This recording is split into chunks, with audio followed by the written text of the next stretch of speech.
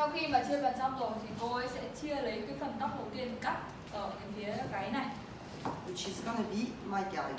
So Phần as này soon as I finish it, I'm gonna show you. nó sẽ là cái phần để chúng ta cắt đường chuẩn đầu tiên. Khi mà cô chia xong rồi cô sẽ quay ra cho các chị xem. Okay, so same here. Bên này cũng thế ạ. I've got now 1, 2, 3, 4 4 cái kẹp ở trên đầu and 5 sections. và còn lại phía gáy là cùng là một phần chia So, thả ra. I've split now the back into 2 as well. Ta thấy là toàn bộ phần tóc phía sau này được chia làm đôi rồi, trên dưới rồi. Same in this way. Để tiếp tục điền vào cái phần So it doesn't have to be exactly in one part. It depends. Everybody's slightly different. anh chị đừng cố gắng chính xác là nó phải y là độ cao là mấy cm, bởi vì nó hoàn toàn là phụ thuộc vào từng cái sọ đầu một. Now I will highly recommend this afternoon no conditioner because the hair is very slippery. Vì tóc canh này nó rất là trơn, thế nên là chiều nay chúng ta xịt ít Almost impossible to get the section. xịt dưỡng thôi. But this is what happens when you've got the best conditioner in the world, isn't it? No? Yeah. You want the add volume spray? No, it's just too much conditioner. It's close hair, it's fine. Với cả sáng là chiều nay chúng ta đi xả tóc, đừng dùng dầu xả anh chị nhá, đừng màu dầu gội thôi, vì tóc này nó sợ tóc nó rất là trơn. So I just need to put one more clip just to make sure it stays really well. Okay, so now I've got my sections. Đây là cái phần chia mà để chúng ta cắt đường chuẩn đấy ạ. Now look really well. Chúng ta nhìn vào đây ạ. In the center, Nó nằm ở chính giữa phần tóc vertical. và đường chia của nó là đường The dọc. idea is to pull straight out. Chúng ta sẽ lấy toàn bộ phần này kéo thẳng ra, kéo The ngang ra. shape that I want to create at the back Bởi vì là chúng ta nhớ chúng ta muốn tạo ra một cái tường is a straight shape. ở phía sau gáy này. So this is why now it's very important to kind of visualize the shape we want to create. Cái đường thẳng này chúng ta tưởng tượng nó có một cái tường ở đấy, thì cái tường này chúng ta phải luôn cố định ở trong đầu. So what I need is focusing on the shape I need to create. Ông ấy sẽ luôn khi mà cắt ấy, phải luôn hình dung được cái hình mình định cắt là gì And how straight the head is. và để cắt thì cái điều quan trọng ở đây là một là cái đầu canh So phải dựng rất là in thẳng. here I put the head very straight. Anh chị nhìn ạ, chiều nay chúng ta không có I cắt cái can đầu see cúi the ạ. head is straight because I can see my section is straight here. Ông ấy nhìn vào cái phần chia mà thấy nó thẳng, thì tức là đầu canh thẳng. That means the head is straight. Được chưa? Okay? Now, what I'm going to do, I'm going to start cutting. Bây giờ ông ấy sẽ bắt đầu cắt. So I'm going to place myself here. I need to face my section. Khi mà cắt thì chúng ta luôn nhìn thẳng vào I phần need to tóc của see mình it cắt from the side.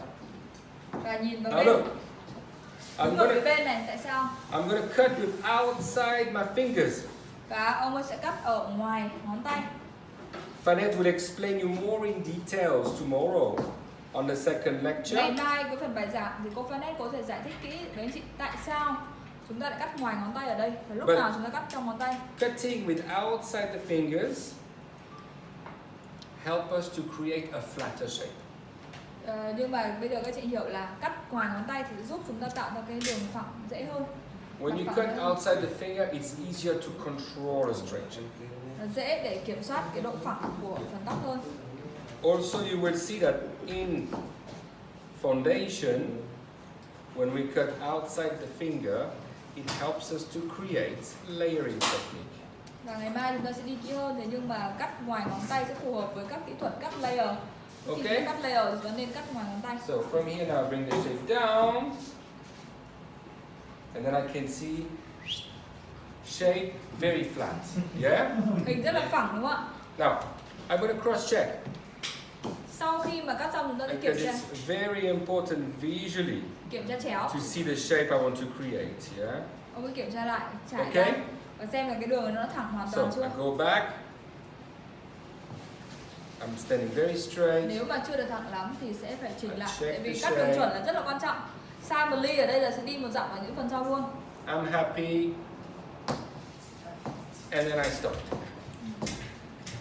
Okay, so I'm going to let Fanette explain to you the longer version of it, and I move towards the next part. Cô Vanessa sẽ giải thích cái phiên bản dài hơn ở đây. What I'm going to do, I'm going to do a longer version of it. Ở đây là một phiên bản cắt dài hơn với cùng So technique. I'm going to have a look at my comb, Cô sẽ tận dụng cái lược này the length of it, và độ dài của lược and I'm going to take this as a guide. và lấy cái độ dài đấy làm chuẩn bằng cách là So I'm just going to chia put một this cái up mẩu for a nhỏ moment. cuối này. I'm going to put the hair on my comb, Kéo thẳng tóc ra, ngang ra like this, trên lược và thấy độ dài đâu chúng ta straight out, cắt luôn để lấy chuẩn là độ dài. and I'm cutting. Được chưa? That's my guide. Đây là cái chuẩn cái độ dài này. Up, drop all the hair down. Sau đó thả toàn bộ phần tóc phía trên của nó ra. I'm going to use the small side of the comb. Ở đây cô đang dùng So I make sure I place myself really straight. Anh chị để ý đầu canh thẳng này và người cô ấy sao ạ? Đang đứng. Đầu canh nghiêng ạ? Thì, Up. Sorry. Thank you. This is very loose. Yeah. Perfect. Make sure the head is really straight, and I'm really straight. và cái tư thế đứng của cơ thể của cô đang ở đây không đứng vào góc. And I'm going to use this guide to cut. Dùng cái gai bên dưới. Chúng ta cũng cắt ngoài ngoài ngón tay như này. My neck.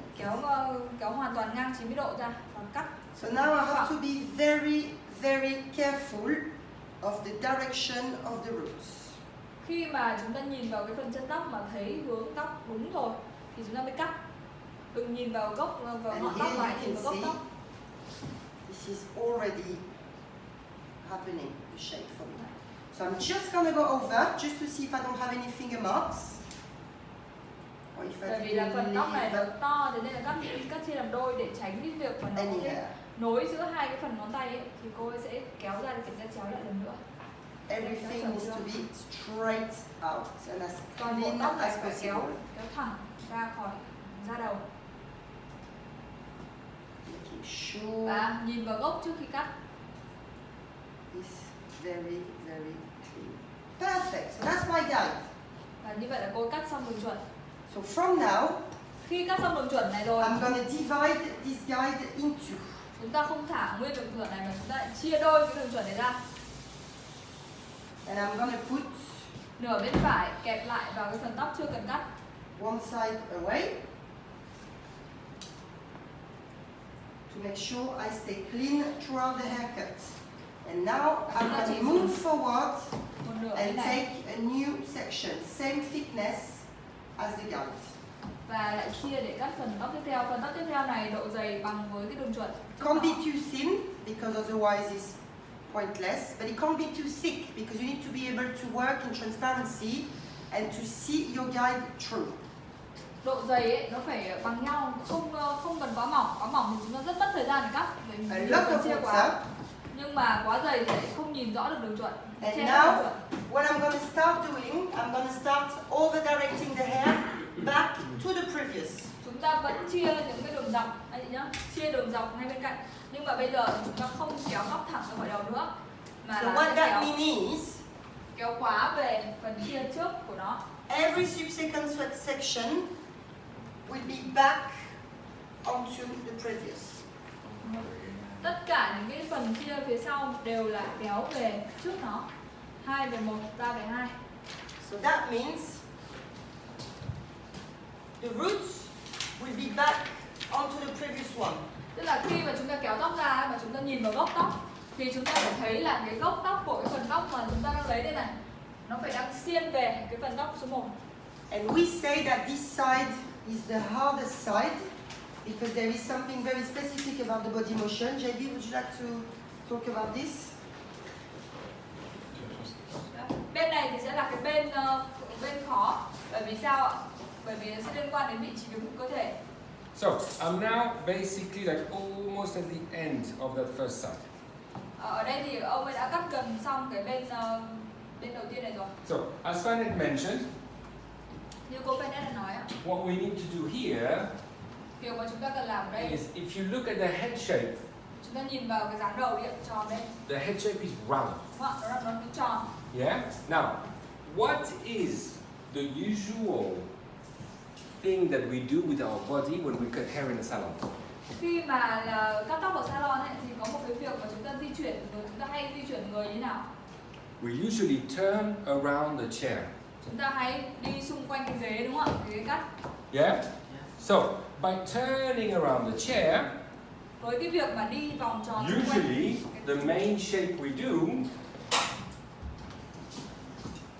is round. thì vô tình chúng ta hay cắt Yeah. ra hình tròn. Here, we Nhưng do ở not đây ạ, want to do round. ở đây chúng ta không muốn cắt tròn, chúng ta nhớ là chúng ta muốn tạo ra Here, cái the tường. head shape is round, but we want to create a shape which is flat. Mặc dù là cái hình đầu là tròn, Yeah? một cách So, quán tính là chúng ta cắt tròn. that Nhưng mà means what we are going to create chúng ta muốn tạo ra đây là một cái mặt phẳng. is what we call an over direction. Chính vì vậy mà để giữ được cái ra được cái khối mặt phẳng này thì chúng ta phải Okay? kéo tóc về phần chia trước nó. So, the over direction, as Vanette explained, Cái phần kéo quá về phần chia trước nó như là cô Venice cô đã nói ạ. each section go back to previous. Thì mỗi cái phần chia sau thì nó sẽ bị kéo về phần chia ngay đứng ngay ở chỗ. Okay? So, when the first section is on base, Cái phần tóc đầu tiên thì chúng ta cắt on base, chúng ta kéo all the thẳng other ra, sections are over directed. kéo thẳng ra. Còn lại những cái khác là over, nhưng mà chỉ over về trước thôi, chứ không phải over về đầu tiên. Which means two very important things. Nó sẽ liên quan đến hai việc mà chúng ta cần chú ý đến. One, Một là the body. cơ thể chúng ta đứng ở đâu.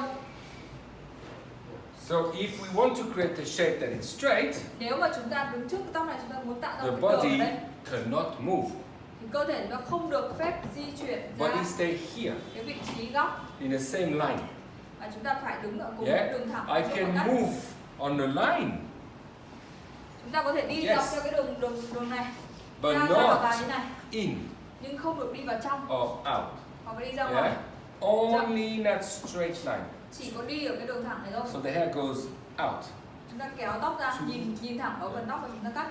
This is what's difficult. Để lúc nào cũng tưởng tượng Now, kéo thẳng về cái tường. Trước mặt. Exactly like Vanette, I started with my left side.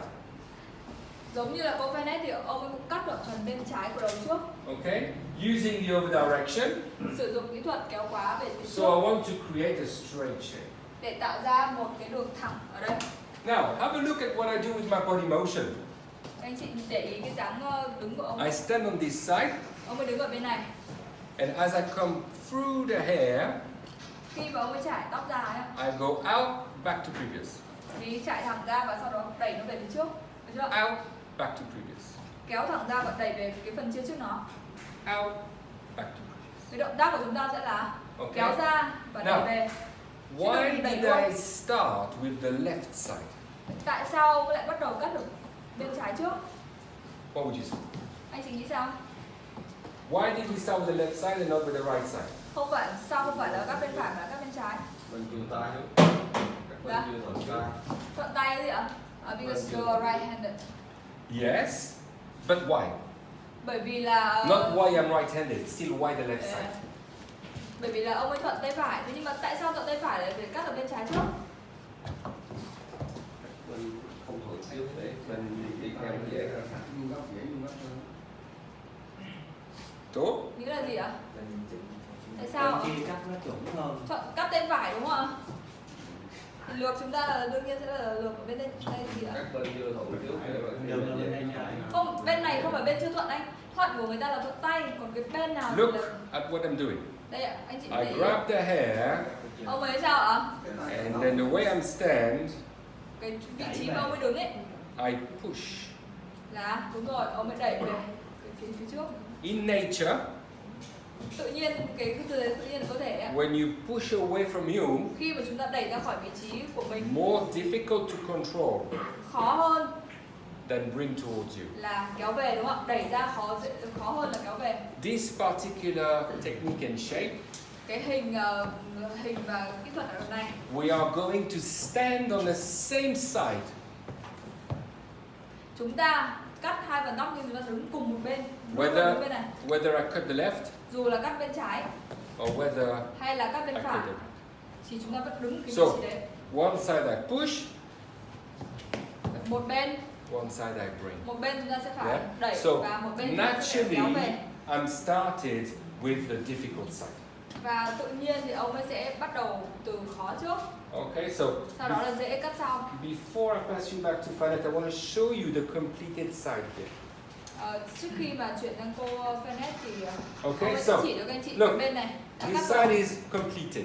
Bên này đã cắt rồi đây. So straight away, I'm going to put a bit more water in. Đầu tiên là phải xịt thêm nước này. Now, have a look. Các anh chị nhìn vào cái hình này. I'm going to stand this way to cross check, so you can all see. Ông ấy sẽ kiểm tra chéo lại xem mình cắt đúng chưa Được. bằng cách là I grab the hair and look what I do đứng ở ngay phía sau này, towards me. trải tóc theo ngang đường ngang và kéo thẳng về cơ thể It has to be straight. và phải kéo thẳng tóc ra. Head goes round, Đầu thì tròn, thế nhưng cái đường mà chúng ta but kéo ra ấy, technique goes straight. nó phải thẳng. Đầu thì tròn như thế này, thế Technique nhưng tóc goes. rồi phải This is thẳng. what's very difficult, Điều okay? này rất là So khó I'm để going to có put thể myself cắt here được. so I can control it better and everybody can see. When I check, I'm behind my model. Khi mà ông kiểm tra chéo thì ông sẽ phải đứng sau. Yeah. Đứng sau. Look now. What I just check, I make sure everything is nice and clean. Khi kiểm tra thì phải đảm bảo cái đường đấy nó là đường thẳng. If there is a millimeter to cut, it's okay. Nếu mà lệch khoảng 1 mi thì But- ok, chúng ta cắt được. More than a millimeter, big problem. Nhưng mà lớn hơn 1 mi thì chúng ta phải đi cắt lại. Yeah. So when I look here, không được sửa ở đấy.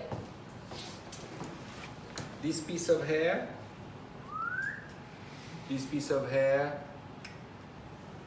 square. Thì cái sao cái đường tóc đầu tiên và cái đường tóc Okay. cuối cùng khi kéo ra nó phải tạo ra I'm một going to đường start vuông. the other side. I pass you straight back to Fanet.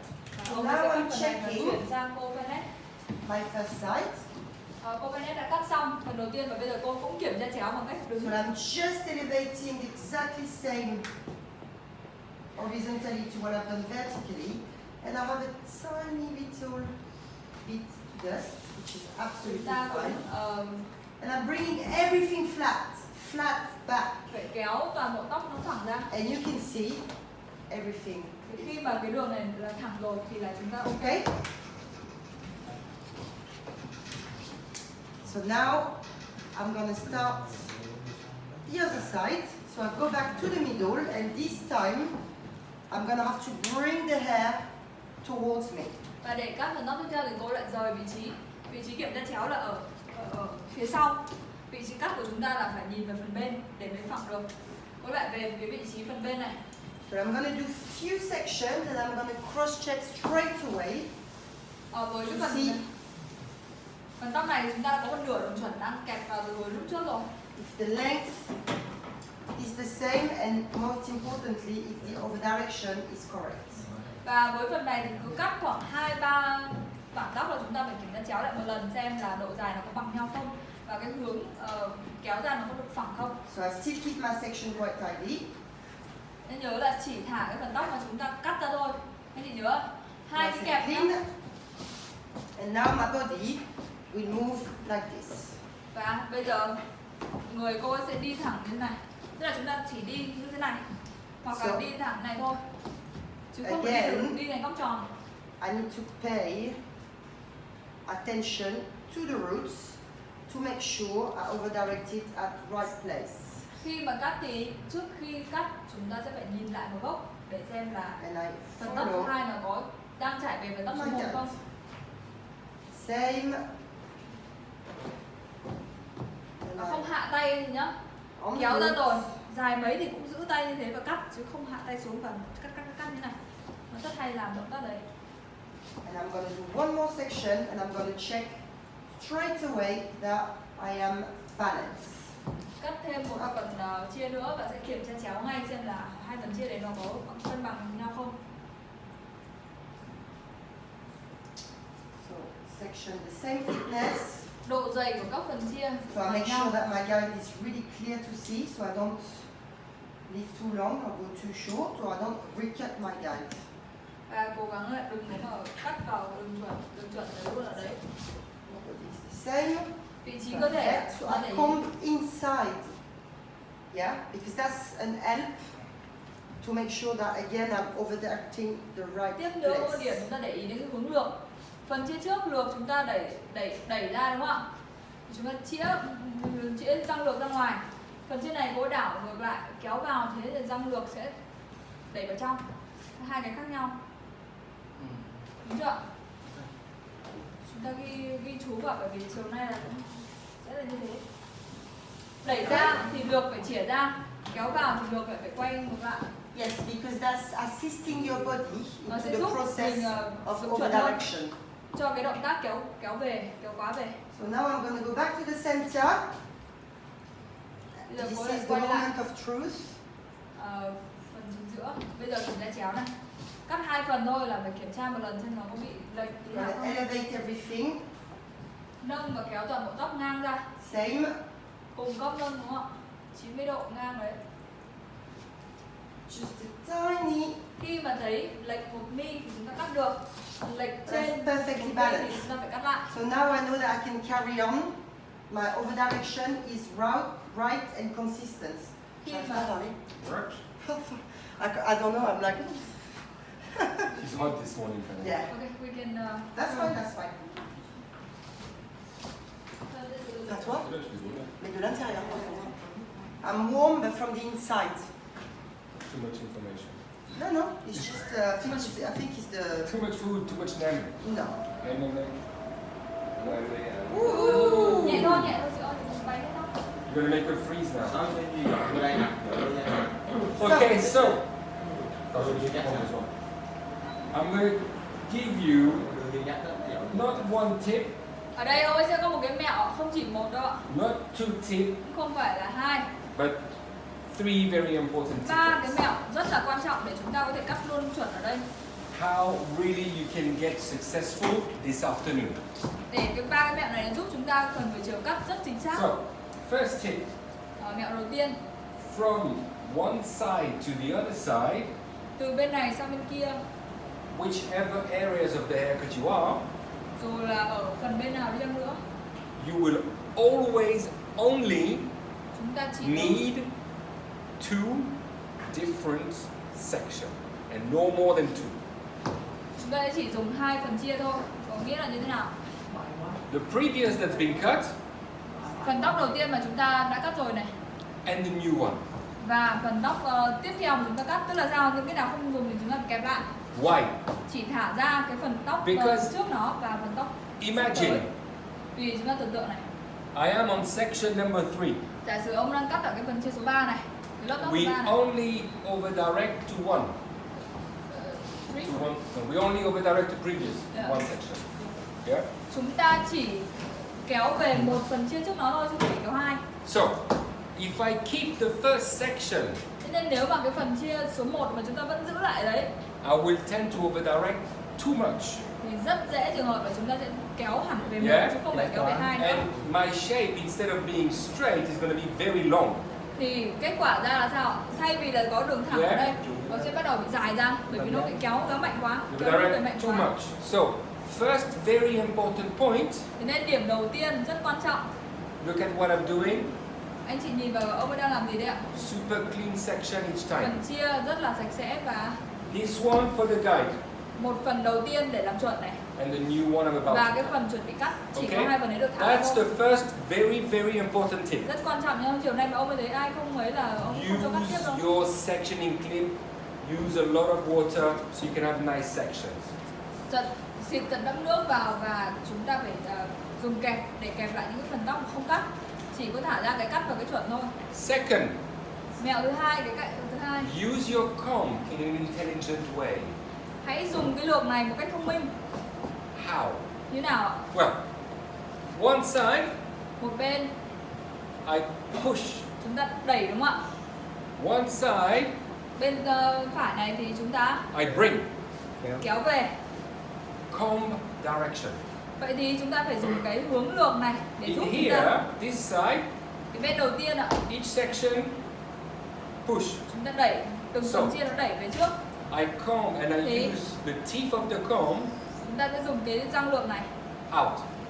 chĩa ra ngoài để giúp chúng ta This đẩy, helped me to push. giúp chúng ta đẩy tốt hơn. Other side, Còn ngược lại bên kia, teeth of my comb chúng opposite ta phải way. xoay cái vị trí của cái lược lại. So here now Để bây I giờ khi trải, bring. chúng ta trải về Yeah. chuẩn. What happens a lot is everybody do the same for both sides. Rất nhiều anh chị là hai bên lược y như nhau. Either too much this or either too much that. Một là quá toàn đẩy ra, toàn trải theo hướng lược như One này, hoặc là trải side hướng lược will này. go wrong. Thì Okay? chắc chắn là một bên So, sẽ bị sai. I show you quickly here, up, now towards me. Để ông ấy demo luôn đấy ạ. I grab the hair, look, lots of Tóm lại là tension. nhát lược cuối cùng chúng ta luôn trải về chuẩn. I can see my guide straight Ở đây thì away. là trải về chuẩn đây, còn ở đây trải về chuẩn ở đây. I cut, and the comb face me. Lược cái lúc mà trải về thì cái răng lược nó phải chĩa vào mình. Okay, now I finish cutting this part. Khi mà cắt xong phần này rồi, Third tip, mẹo số 3 cross check.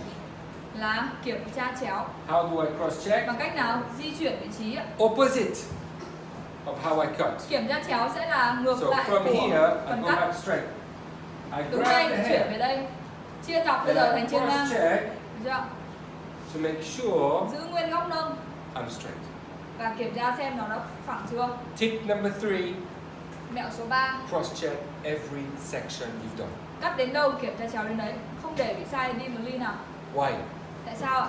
Because when you make a mistake, Bởi vì khi mà chúng ta mắc một lỗi, if you carry on working with the mistake, chúng ta vẫn cắt tiếp tục những phần tiếp theo với cái lỗi mà nó vẫn có đấy. it can only go worse and worse and worse. Càng ngày nó sẽ càng tệ, giống Yes. như là cái xoắn ốc ấy ạ. But if you cross check quickly each time, Nhưng mà nếu mỗi lần cắt chúng ta đều kiểm more tra chéo safety to achieve better work. thì giống như Okay? mua bảo hiểm, So, nó sẽ an toàn chắc chắn. I'm going to complete this part. I'm going to let Fanet speak because she's getting to the upper section. Ở đây thì cô Vanet đã cắt xong phần tóc phía dưới rồi. She was very slow, but as soon as you put a bit of cold air on her, and she's on fire. Exactly. Amazing. Cô bảo là ông bảo lúc trước cô chậm thôi nhưng mà cho tí gió phát là thấy So what I've done on the back, both sides, is I over-directed back to the previous section. So we've explained you this Như motion. vậy toàn bộ phần gáy này, cô ấy đang vẽ lại giải thích trên này là chúng ta đã cắt như thế nào. So what will be the logical things to do to maintain that flat shape at the back if I move to the top? Vậy bây giờ chúng ta muốn cắt cái phần tóc phía trên mà cũng giữ được cái độ phẳng ở phía dưới thì chúng ta làm thế nào? No? It will be to carry on exactly the same way. Thì tức là sao? Nếu chúng ta muốn phần trên này chúng ta cắt y như dưới này thì sao? Cách làm vẫn hoàn toàn y như thế, không khác gì cả. So I am gonna over-direct back to the previous, Tức là sao? Phần chia của chúng ta vẫn là dọc này.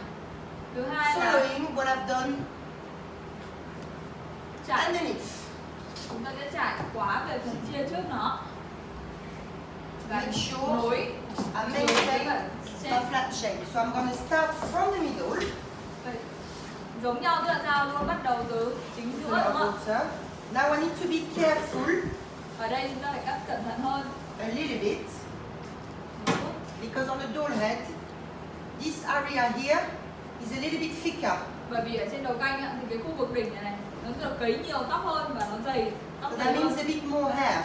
Thế nên là nó có trên đó nhiều tóc hơn so với những phần khác. So I have to be a little bit more careful of my tension. Thế nên với cái lực kéo của chúng ta phải cẩn thận hơn một tí, bởi vì nếu dùng cùng một lực kéo mà mật độ tóc lại tăng lên thì rõ ràng là chúng ta sẽ làm ngắn cái phần đấy đi khi mà sấy. So I'm gonna fill the hair first, see how you react. Make sure I have a guide. Perfect. So I'm gonna take a little bit of this out. Để an toàn thì cô chừa lại một chút cái phần tóc trên đỉnh này, không cắt vào bộ. And I keep exactly the same. Những phần tóc phía dưới thì cắt y như ở bên dưới luôn. I am flat to the head shape. Vị trí đứng này và cắt phẳng. I'm đây connecting cắt the phẳng. underneath to it. Here, it's absolutely fine. It's not as thick. So, got a guide from the underneath, Lấy chuẩn về độ dài phía dưới and I am following my shape. và đi, Nice and flat. Yeah? đi theo cái hình phẳng. So I am flat. Okay? Chưa? Not Hoặc là like phẳng. this. Không được như này anh ơi, không được kéo như này ạ. Đúng chưa? Nó vẫn phải là góc Out of the chiều head ngang. shape. Okay? Đây người ta không dùng cái thùng lúc đấy. So that's the thẳng vào đầu luôn. continuity, and that's my guide from the upper Và part. như vậy phần trên này thì chúng ta có chuẩn rồi. So I'm going to divide this in two, Sau khi các chuẩn xong làm gì ạ? and it's exactly the same motion. Chia phần đấy làm đôi, chia chuẩn làm đôi, kẹp lại cái phần không cắt và chỉ chừa lại một nửa để cho phần gai thì được Of như what's happened underneath. Not too much. Perfect. So I start again from this side. Và lại bắt đầu từ cái bên khó hơn. Bên mà chúng ta phải đẩy ạ. Taking a little bit of my guide, working nice and clean, clip everything away. Cái nào không cắt kẹp lại, chỉ chừa có đúng cái cắt và cái chuẩn trước nó thôi. Taking a little bit off here. Nếu phần tóc này to quá, chia làm đôi để cắt. Perfect. And I carry on. And I push away from me. Chia ra ngoài, đẩy tóc ra về cái Assist chuẩn. the correct over direction. Now I'm above, so I am able to look at the direction of the roots. Một điều nữa chúng ta cần chú ý là chúng ta phải nhìn được từ trên xuống dưới.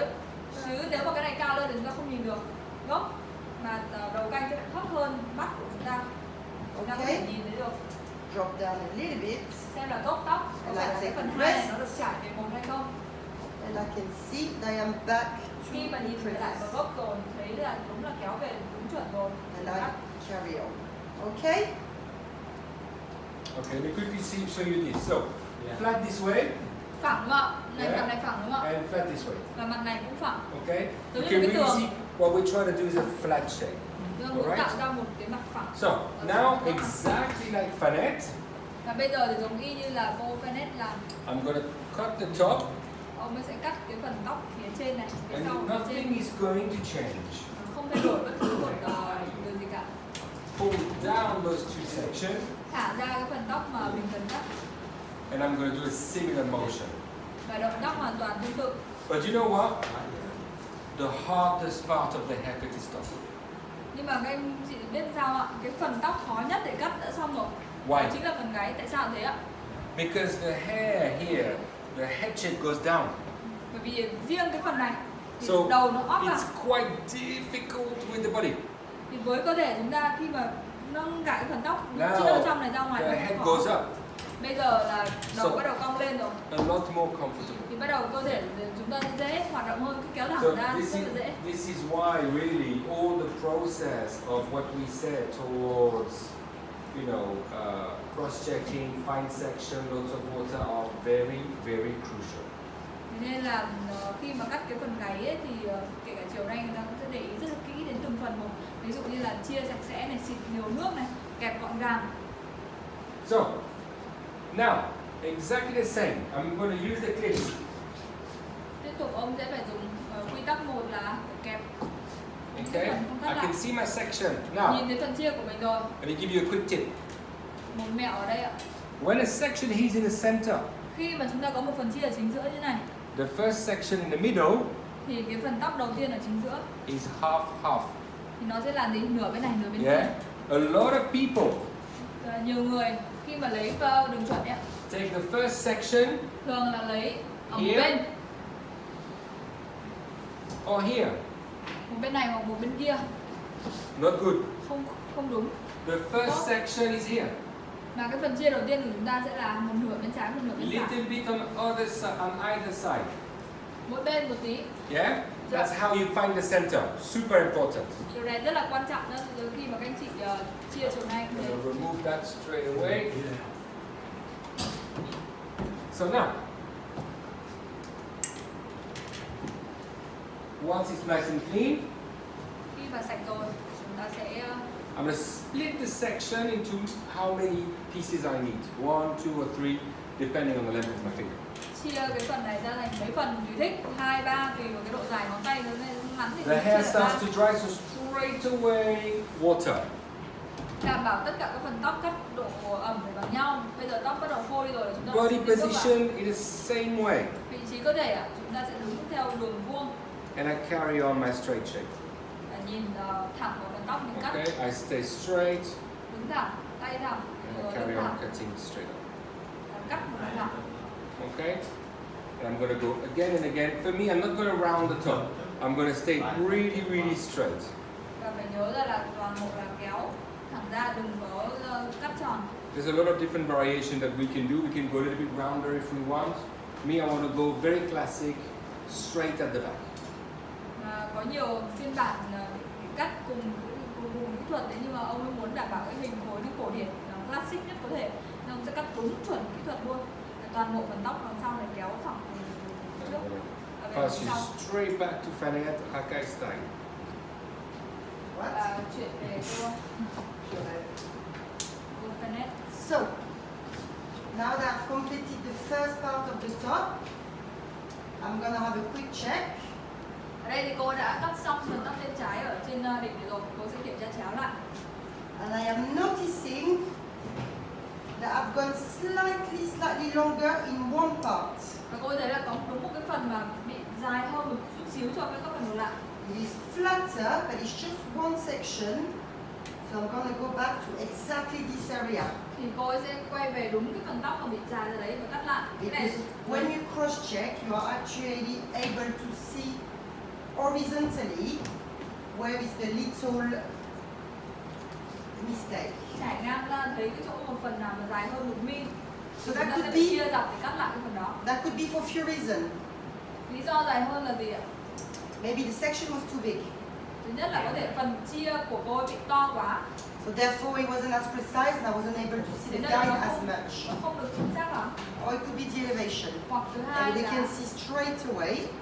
It is có thể just là here. chúng ta kéo hơi quá về phần chia trước. Can you see? Các chị có thấy không ạ? Here, Các chị có thấy ở I đây không? have a tiny, Cô ấy có một chút dài hơn, cắt lại. little bit of length left. Tiny. Chút xíu thôi nhưng mà nó lớn hơn 1 mm là So I'm sẽ gonna là- pass over to one section just to make sure it's clean on either part of that little mistake. It's very important to be able to know where you've gone wrong straight away. So with cross-checking, it's Kiểm tra actually chéo giúp chúng ta biết là chúng ta sai chính xác ở vị trí nào để perfect. sửa. And now I'm gonna go on to the other side of that Khi mà section bên này được And cắt check. hoàn hảo rồi if I am straight. thì cô ấy sẽ lại cắt sang phần bên kia. Tương tự phần nào không cắt thì chúng ta kẹp lại.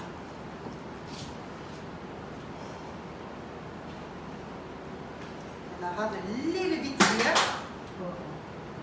that I'm gonna take off. Perfect.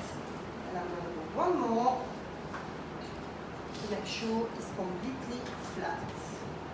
Đảm bảo là chúng ta phải cắt hoàn toàn phẳng toàn bộ phần tóc ở phía sau này. Yeah, just here. And I'm getting now.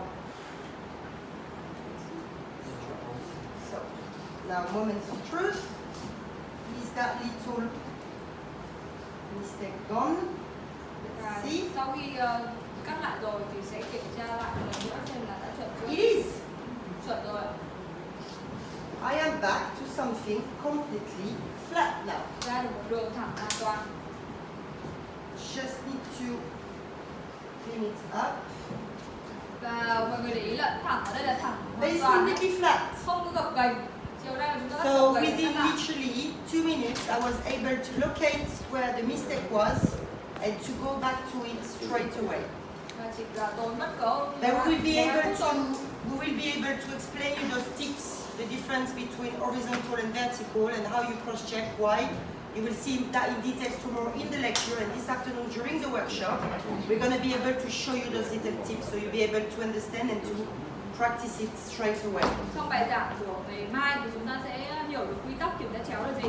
Because it's so easy, I mean we're human, it's so easy to not pay attention and to, elevate a little bit less, a little bit more, move your body slightly, Nói chung là chúng ta là người không tránh khỏi sai sót, thế nên là cái việc kiểm tra chéo giúp chúng ta đảm bảo là mình cắt luôn được chính xác. Những quy tắc của kiểm tra chéo như thế nào thì chiều nay và trong phần bài giảng sáng mai thì người ta sẽ nói rất là kỹ về cái So quy when tắc. you are able to locate your mistake, it's great.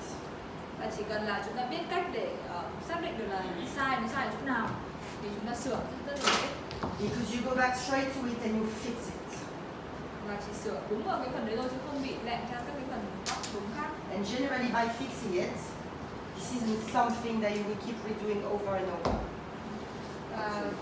Thường làm liên tục cứ 1-2 phần là chúng ta kiểm tra chéo một lần. So I'm going to do the same process on the other side and I pass you back on to JB. Bên này thì cô ấy làm tôi cắt hoàn toàn tương tự như phần tóc phía dưới. Perfect timing. Look, my final section on the back. Phần chia cuối cùng của ông ấy ở phía sau đây ạ. Connect the top and the bottom. Nối phần Nice and dưới phần straight, trên. nice and clean. So, now that I'm done with that, I'm going to actually bring the hair all down. Sau khi mà cắt xong rồi thì ông ấy sẽ trải tóc toàn bộ I'm xuống going như to này. put a little bit more water. Xịt thêm một ít nước. Then, bring the hair towards me, and exactly like Fanette, like she said, what we need to do now is to make sure that everything is nice and straight. Và lại đứng ở phía sau để kiểm tra chéo giữa hai bên cân nhau chưa. So what I'm doing here is, because the top of the head is a little bit heavier in terms of amount of hair, Và bởi vì là như đã nói là cái phần tóc ở trên đỉnh này nó luôn có nhiều tóc hơn ở phía dưới. totally normal on doll head, totally normal. Đặc biệt là đầu canh thì đấy là chuyện bình thường, luôn luôn là phần tóc trên đỉnh đã cấy nhiều cái dày I'm tóc using hơn. now the large side of the comb. Thì ông ấy kiểm tra chéo chỉ dùng cái lược răng Nào. cưa thôi. This is done, so I'm going to check. I'm going to put this down, look up, Ra and kết I've got quả my straight shape. khi mà chúng ta kiểm tra nhưng thì Okay. nó ra một mặt phẳng như này. Same in both ways. I mean, Yeah. sometimes you got the hair moving around. Okay? So we'll do that together this afternoon. Is to Chiều nay thì chúng check ta cũng sẽ như thế that này, we have chúng ta this kiểm tra nice từng bước như này. head shape. Ra phần gáy Alright. được phẳng rồi thì nó Nice sẽ length. Yeah, it's good. This helps to focus and visualize what we need to create.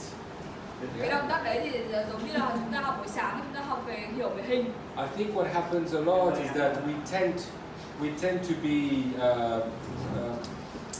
over concentrate sometimes on our technique, forgetting the shape we try to create. Vì là đôi khi ấy, nhiều khi chúng ta chỉ tập trung quá vào cái technique, bước 1 cắt này, bước 2 cắt này, chúng ta quên mất cái hình mà chúng ta định Yeah. tạo là cái gì. So Cái đấy mới là cái quan trọng. our job is between technicality and visual understanding. Thế nên là một nhà tạo mẫu tóc thì ngoài cái việc là như một thợ kỹ sư máy ra thì chúng ta còn phải là So. kiến trúc sư, người thiết kế ra cái hình nữa. I now have a total flat back. Bây giờ toàn bộ phần gáy phía sau phẳng rồi. So, key importance of what we talked about before I get to the front. Trước khi chuyển đến phần tóc phía trước thì là ông ấy sẽ có một vài lưu ý là như này. Một, The visualization of cutting a shape straight. là chúng ta vừa cắt phải hình dung ra được cái hình mà chúng ta định tạo ra là So, gì. body position straight. Nó đồng nghĩa việc là vị trí cơ thể sẽ đứng ở đâu. Cutting outside fingers Cắt ngoài ngón tay for layered shape. để tạo layer. Yeah? Then I pull the hair straight out. Sau đó toàn bộ phần tóc kéo thẳng ra. Then I utilize over direction. Tận dụng kỹ thuật kéo khóa về phía So, trước nó. the over direction here that was used was back to previous. Kéo khóa ở đây là kéo khóa về phần chia ngay trước nó thôi. So from the guide in the center, we over direct towards the previous section. Bắt đầu từ cái đường chuẩn dọc ở chính giữa thì chúng ta các phần tóc tiếp theo chúng ta cứ lần lượt cắt. Both Fanette and I did cut the left side first. Why? Cả cô Vanette và ông ấy thì đều cắt cái phần tóc ở bên trái trước. Tại sao? Nó Why? khó Because it's harder side. Yeah, but why is the harder side? Nhưng mà tại sao nó lại khó hơn ạ? cái đường đẩy ra. Because you have to. Because you have to. Yeah. Okay. Vì chúng ta phải đẩy cái tóc ra. So tip that I told you, which is very very important for this shape. One, Ba mẹo mà ông ấy đã nói rất quan trọng cho cái hình này. Một là gì ạ? always make sure you only have 2 sections at a time. Mỗi lần chỉ có 2 phần tóc thả ra thôi. Okay. 2, 2 ạ. see where you bring the comb. Chúng ta phải nhìn xem là hướng lược chúng ta trải về Whether hay you là push or whether you bring. trải về hay là trải vào. 3, Trải ra hay trải vào. each time you do a section, Và thứ ba, mỗi lần thì chúng ta sẽ phải làm gì ạ? Check Kiểm it. tra chéo. Okay? Now, my final part, the top. Phần cuối cùng là cái phần tóc ở phía Well, trước. guess what? This is the easiest part. Là cái phần cắt dễ nhất trong toàn bộ kỹ thuật này. Now, this is how a straight shape becomes a triangle. Đây là cái phần quyết định cái hình tam giác của cái hình này. Nó đang là thẳng đúng không ạ? Bây giờ chúng ta phải biến nó thành tam giác. I am now going to over-direct every section back. Chỉ cần bằng cách là chúng ta chia và kéo toàn bộ phần Yeah. tóc này về phía So now, đằng sau. all my section here Tất cả những phần tóc ở phía hai phần phía trước này will be over-directed to the back. sẽ được kéo quá nhưng mà là Yeah. hoàn toàn về phía sau này hết. So, this one, back. This one, back. This one, Như ở bên đâu vẽ trên hình này to carry on my line. Okay? để mở rộng tiếp cái mặt Very, phẳng này. very straightforward. So, a lot of water on both sides. Đầu tiên là phải xịt nước đầy đủ để đảm bảo tóc độ ẩm bằng nhau. Then in here, it's going to be a little tweak on the body position. Ở đây sẽ có một cái chỉnh sửa một chút ở tư thế đứng. I'm going to show you. So first of all, I do my section. Đầu tiên là ông ấy chia đến một phần chia Now, ra. I always use clips. Always, always, always. Hãy nhớ là luôn dùng kẹp. Precision cutting requires clips. Để cắt chính xác thì là chúng ta bắt buộc phải dùng kẹp chứ không xoắn hay là bện hay là cái gì tóc cả. So I make sure that all the sections are actually parallel on each side as well. Ông sẽ chia ở đây là cả hai phần tóc cùng một lúc, hai bên cho nó song song bằng nhau. Parallel and equal section will help us and guarantee us a more accurate. Các phần chia mà nó càng song song và càng chuẩn với nhau về độ rộng thì kết quả cuối cùng càng đảm bảo chắc chắn là ra chính xác hơn. So I'm going to stand in the front here. Ở đây ông sẽ đứng ở trước này ạ. I'm going to grab the hair and I'm going to pull it back. Trải lấy cái tóc và sẽ hướng về sau như này. You see here, I have to be careful at my elevation. Ở đây ông phải cẩn thận về gì đấy ạ? Tóc nâng. Yeah? So, either Một là I can stand at the back có thể đứng ở phía sau này, vẫn là góc vuông nhưng mà phía sau này and pull it this way. là kéo tóc về phía And mình cut. và cắt, That's no problem. không sao cả. Either I stand at the Hoặc front hai là chúng ta đứng về phía trước and then I pull the hair back from this way. và chúng ta trải nó ra khỏi người. The difference between the two, Điều khác biệt giữa hai cái cách này the deodorant that you use for your là đấy client, là các anh chị dùng lăn khử mùi loại gì. the difference is your elbow position. Nói đùa thôi ạ, mà sự khác biệt ở đây là cái vị trí của cái khử When I tay. work outside my finger here, Khi mà cắt đẩy về sau là cắt ở ngoài I tay control này, more a higher elevation. ông ấy sẽ kiểm soát được Yeah. tóc ở những cái độ. Usually Góc when nâng you cao. cut inside, because this is done, it starts Còn to đứng ở turn. sau ạ, ông ấy cắt ở bên trong tay và thường sẽ thích hợp với những cái gì ạ? Những cái góc độ nâng thấp hơn. It's no do and don't, but be aware of this when you do it. Both sides Đẩy are ra good. cắt ngoài này thì là các góc độ này dễ này, tại vì Okay. bản thân cái này nó So. đã đang vuông rồi, nó lên dễ. Nhưng mà khi mà chúng ta cắt ở trong này thì những góc độ thấp thì sẽ dễ hơn. Standing the opposite, I grab the hair up and then I cut exactly on the back. Ở đây chúng ta trải toàn bộ về và cắt hoàn toàn trên độ chuẩn. Push the hair, I see my guide on the underneath really clearly, and I cut on the back. Khi mà nhìn thấy chuẩn sắc nét rồi. Now the head start to turn.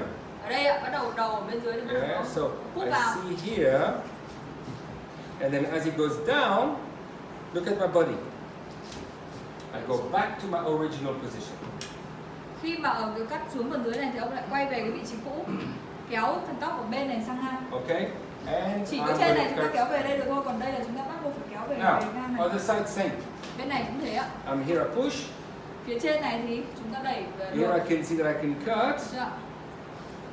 But once it's too hard for me to see, I go back to my original position. Khi mà bắt đầu không nhìn thấy chuẩn rồi thì chúng ta lại phải chuyển về vị trí cũ And look, và kéo nó I connect. ở phía bên này. This.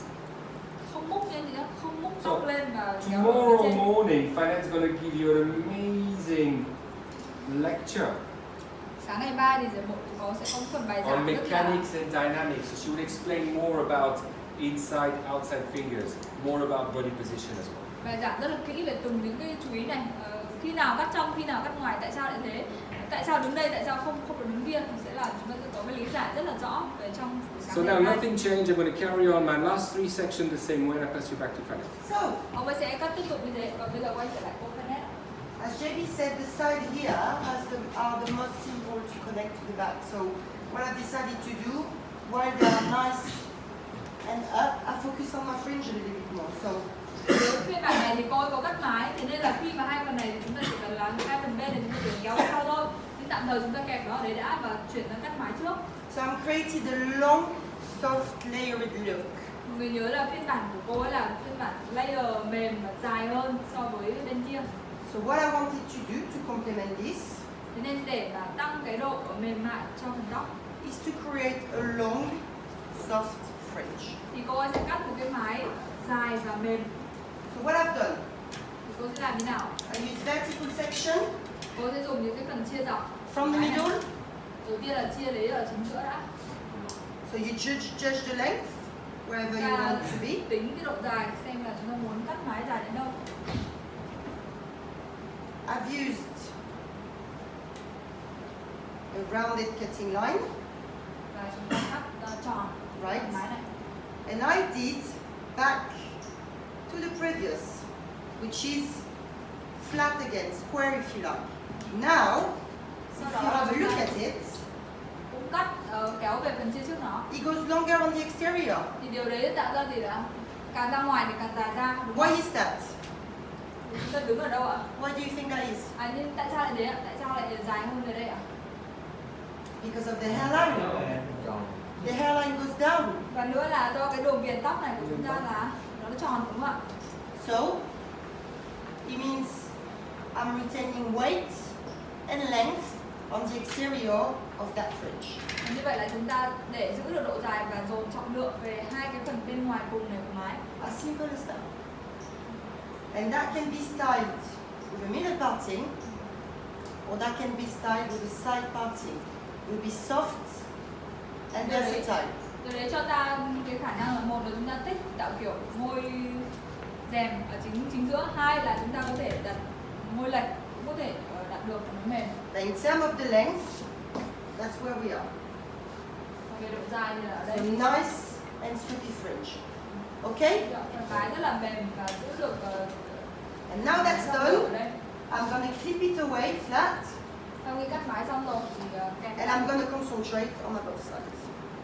và tập trung vào hai That's phần a bên. very, very nice way. So that can be shorter, that can be longer. Mái này của chúng ta lại có thể ngắn, có thể dài đi nhá. It's a very nice way, this, to introduce movement and a long fringe to a client that would be a little bit less, up for having something shorter around the front. Đây là cái kỹ thuật cắt mái rất là tốt cho những người mà bình thường người ta hay để tóc không mái ấy. Và bây giờ mình muốn giới thiệu dần dần cái mái về cho họ, thì bây giờ mình cắt phiên bản dài hơn, mềm hơn thì họ sẽ đỡ sợ hơn. Bây giờ tự nhiên đang không có mái, cắt một cái mái ngắn là người ta rất là khó thay đổi. I'm going to put this one completely away because I want it for after. Phần nào không cắt thì là đương nhiên là kẹp lại được. And I'm going to concentrate on this one, which is the first side. So again, I'm going to be pushing away from it. Và cô ấy sẽ cắt ở bên trái này. Tương tự thì là vẫn là đẩy tóc ra khỏi vị trí cơ thể. We have done, when we were in Hanoi, we have done 2 or 3 look with fringe, and both time we worked with blunt line fringe. So this time I wanted to show something a little bit different. Ở Hà Nội thì cả ba phiên bản người ta đều cắt mái ngắn và bằng. Thế như ở Sài Gòn muốn thay đổi đi một tí thì cô ấy sẽ giới thiệu cái mái dài của tôi rồi. Perfect. So I've just completed the haircut. Còn ở bên này thì ông JB ông đã cắt xong cái phần cắt của mình. Now, what's very important when we work such shape? Điều quan trọng khi mà chúng ta cắt cái tóc này là I gì? show you a technique and a shape. I don't show you a haircut. Chúng ta nhớ ạ, chúng ta học ở đây chúng ta học technique, học kỹ thuật và hình khối. Could be long, Chúng ta không học một kiểu cắt nhá. could be short, Vì sao? Có thể dài, could có be thể ngắn. fringe, Có thể có mái, có thể không có mái. Could be no fringe. Chưa? Yeah. Could start with the outline. Could start with the technique. Có thể cắt nguồn từ có thể cắt mái trước, cũng có thể cắt cái phần technique kỹ thuật bên trong trước.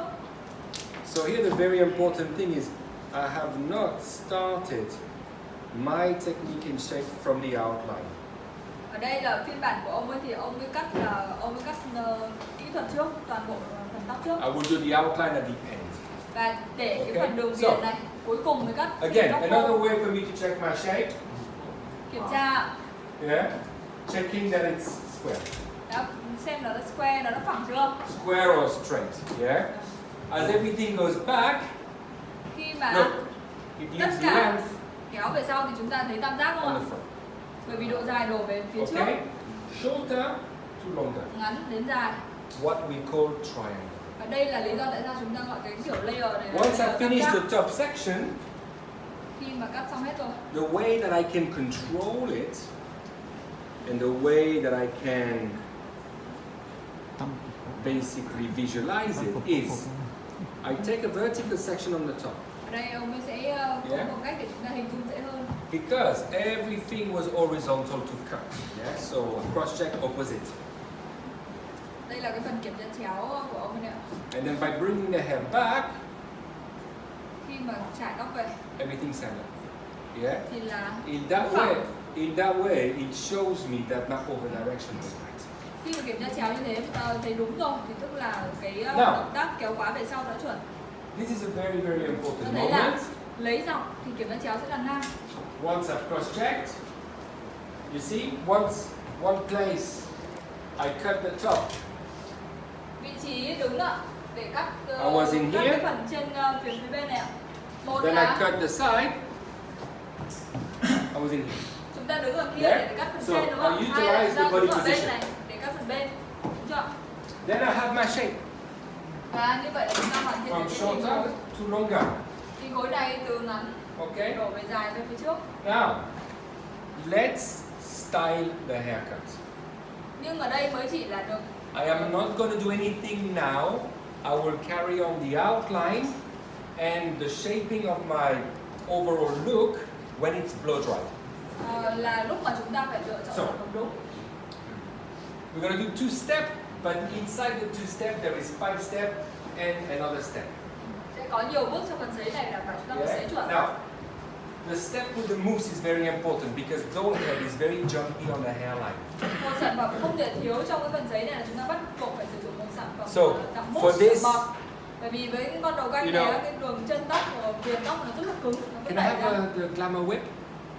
Glamour whip mình có rồi. Glamour whip? This one is a glamour whip. Is it? Oh yeah, sorry. Perfect, sorry. So, we're very lucky. For me, glamour whip is the very best mousse in all the world. Khi mà sấy mà dùng thêm bọt ấy, thì là kết quả sấy nó nhiều chuyển động và Yeah. nó rất là ôm, đẹp. We're going to use a living conditioner. Sẽ có những cái sản phẩm quan trọng. We're going to use a heat protector. There's 2 different ones that we can use. Đầu tiên là một cái loại xả khô. And we are going to use a serum. Thứ hai là một sản phẩm bảo vệ nhiệt. Chúng ta But- chọn sản phẩm nào cũng được. Before, the most important product out of all, Thứ ba là dạng serum nhưng mà cái trước hết, water. trước tất cả những sản phẩm này phải là nước đã. Why? Tại sao như thế ạ? Because if I put product on a hair that's already dry, Vì nếu chúng ta cho sản phẩm lên một cái tóc mà nó đã khô sẵn rồi, it stays in one place. thì sản phẩm nó chỉ có ở cái chỗ đấy thôi, nó không có lan ra tóc. Yeah?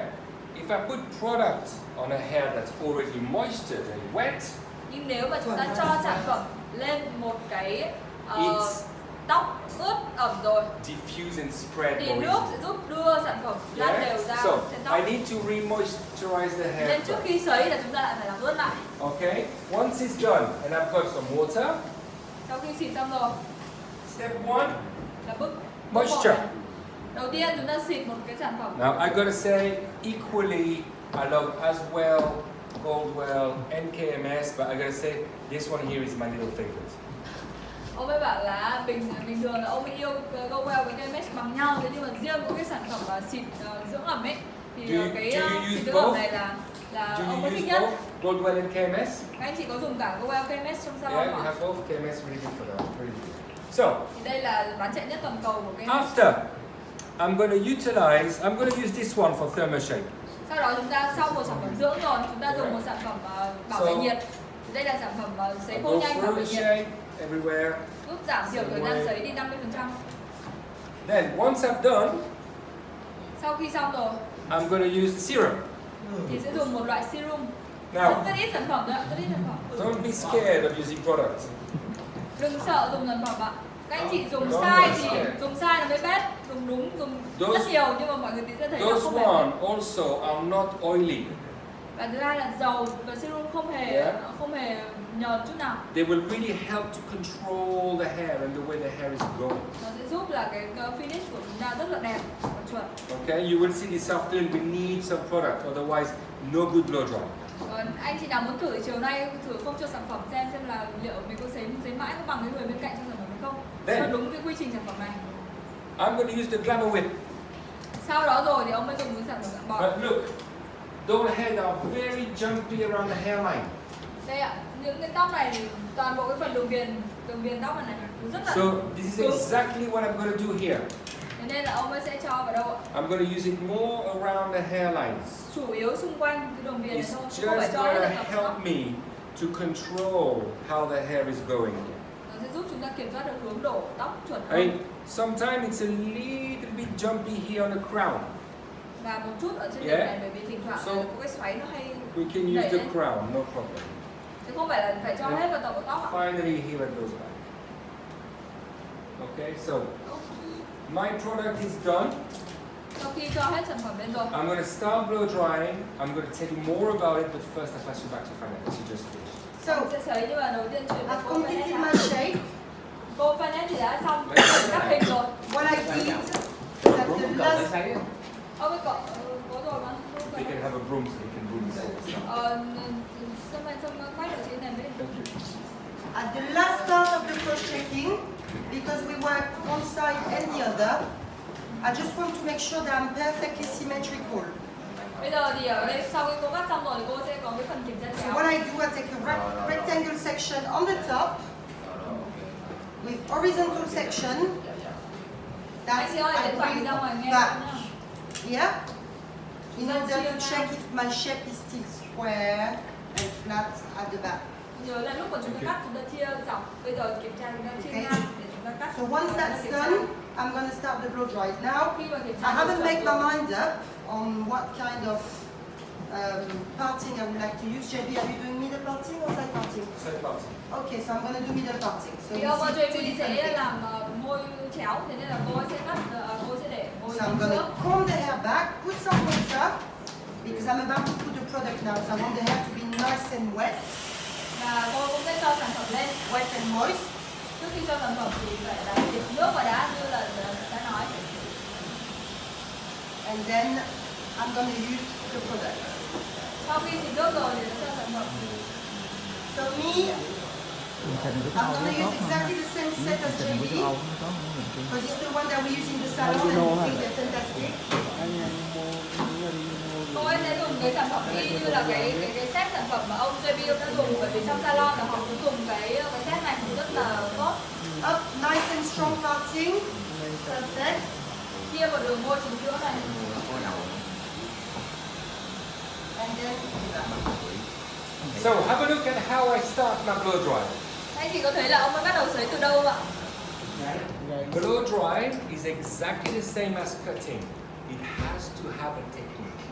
Sấy cũng như là cắt là phải có technique chứ không phải là sấy bừa được. Yeah. So we have a blow drying sequence. Chúng ta phải sấy theo thứ tự. We have a blow drying motion. Và tiếp theo là sấy phải có động tác đúng. I start with the lower part, Ông ấy bắt đầu với phần gáy and then I move up. và sau đó di chuyển lên trên. Once I do 1, 2, Sau khi làm được phần 1, phần 2 sấy I rồi will get towards the side, thì sẽ chuyển sang phần bên and finally at the top. và cuối cùng mới là phần tóc trên đỉnh này. So if I give you an idea, it is like building a wall. Chúng ta tưởng tượng là thứ tự của nó giống như là chúng ta xây một cái tường ấy. How do we build the walls? Xây tường như nào anh chị? Brick Từng by viên gạch một, brick. từng viên gạch một. Yeah? Viên So dưới, viên each xong lên of trên. the lower part will lay its foundation for the next hair. Mỗi một cái phần dưới này nó sẽ làm một cái nền tảng để phần tóc trên và nó đổ lên. Thế nên chúng ta phải sấy từ từ và từng bước là vậy. This way of blow drying here Cái cách sấy này is called wrap drying. chúng ta gọi là sấy tóc. Tại sao lại như thế? So the idea is to move the hair from side to side with a little elevation or almost none. Sấy bọc có nghĩa là chúng ta sẽ phải sấy tóc vòng theo hướng đầu từ bên trái sang bên phải, sau đó lại đổi sang bên phải sang bên trái. Và gần như là không đâm tóc ra khỏi đầu. When we work on basically those type of drying, what we need to find is the natural movement and the natural volume of the hair. Khi mà chúng ta cắt chuẩn, chúng ta muốn là kết quả sấy nó phải ra được chuẩn, tức là tóc nó phải đổ gần như là theo hướng tự nhiên của nó. Thế bây giờ muốn tìm hướng tự nhiên thì sấy bọc là cái tốt nhất để chúng ta tìm được. And by doing this, look, I can see totally what's the normal volume of the hair. I don't push an artificial volume. Chúng ta không tạo thêm độ phồng giả cho tóc mà khiến tóc hỗ trợ cho cái độ phồng tự nhiên của tóc. Trải sang bên trái, trải sang bên phải và tự nhiên một cách tự nhiên là nó sẽ có độ phồng nhẹ và nó rơi về đúng từ hướng chính giữa của nó. Okay, so this here is really, really important because if you do the wrong process for your blow dry, you cannot check your haircut at the end. Tại sao sấy việc quan trọng? Bởi vì nếu sấy không đúng, sấy mà để sửa ra cái mà mình đã cắt sai đến lúc chỉnh cuối cùng nó không thể chỉnh được, bởi vì là không ra cái tóc này nó nằm ở đây mới đúng thì nó lại chảy ra chỗ khác. Okay, so look, one done, Một ạ, xong rồi này. two done. Hai rồi đúng không ạ? Di chuyển sang bên để sấy. I move to three. Được chưa? Yeah? So the idea is to move the hair from front to back Chúng ta sấy từ phía sau ra phía trước and back to front. và sấy tóc từ So you phía can trước ra phía sau này, sau đấy So lại you từ phía can sau ra phía see trước này. folding in its natural way. Trải nó theo hai hướng trái biệt nhau và sau đấy khi nó thả ra thì nó sẽ rơi vào cái hướng tự nhiên của nó. Yeah, so if you imagine, I push the hair on one side, Nếu mà chúng ta chỉ có sấy trên một hướng này thôi push the hair on the other side, thì nó sẽ it falls down. chỉ về một hướng, nhưng mà nếu Yeah. chúng ta sấy về hướng trái sau đấy chúng ta lại hướng phải thì If tóc I nó sẽ push rơi về only giữa. too much on one side, Nếu mà cứ một bên mãi it will only stay on one side. tóc nó đang tán ra như này thì nó lại cứ lệch về Yeah? như So này. this is really to move both directions. Nên là động tác sấy bọc này phải là chải tóc về cả hai hướng khác nhau. This is why we work with a flat brush. Chính vì vậy là lược mà các anh chị dùng để sấy bọc phải là cái lược bằng. So Thế bằng. I'm sorry we don't have any more to sell, they all been bought. Xin lỗi là ở đây ông đã hết cái lược này rồi. But I will bring them back for next time. Và lần sau thì chắc chắn là sẽ có. But you see, what I do is I blow the hair down. Và hướng sấy của ông là gì ạ? Yeah? Sấy xuống theo chiều biểu bì thôi. The air flow is going down. Hướng sấy là như thế chứ không phải là sấy lên sấy xuống, sấy Because trái sấy phải như này. if the hair flow is going up, Vì nếu mà chúng ta ngược hướng sấy lên, too much volume. Yeah? nó bị những cái volume giả và biểu bì sơ. And again, now, very important part of the blow dry. Đây là một cái phần rất quan trọng khi sấy đấy ạ. It's called tension dry. Sau khi chúng ta sấy bọc xong rồi nhá, sấy gốc rồi thì chúng ta chuyển sang sấy có lực. I grab the hair, take the smaller section. Bắt đầu từ phần nhỏ nhất này, I take the brush in, bắt tóc vào lược and I'm going to pull out. và kéo ra, Look, I grab, bắt tóc vào và kéo ra. and I'm going to Hướng máy sấy theo cùng hướng. I go, pull out.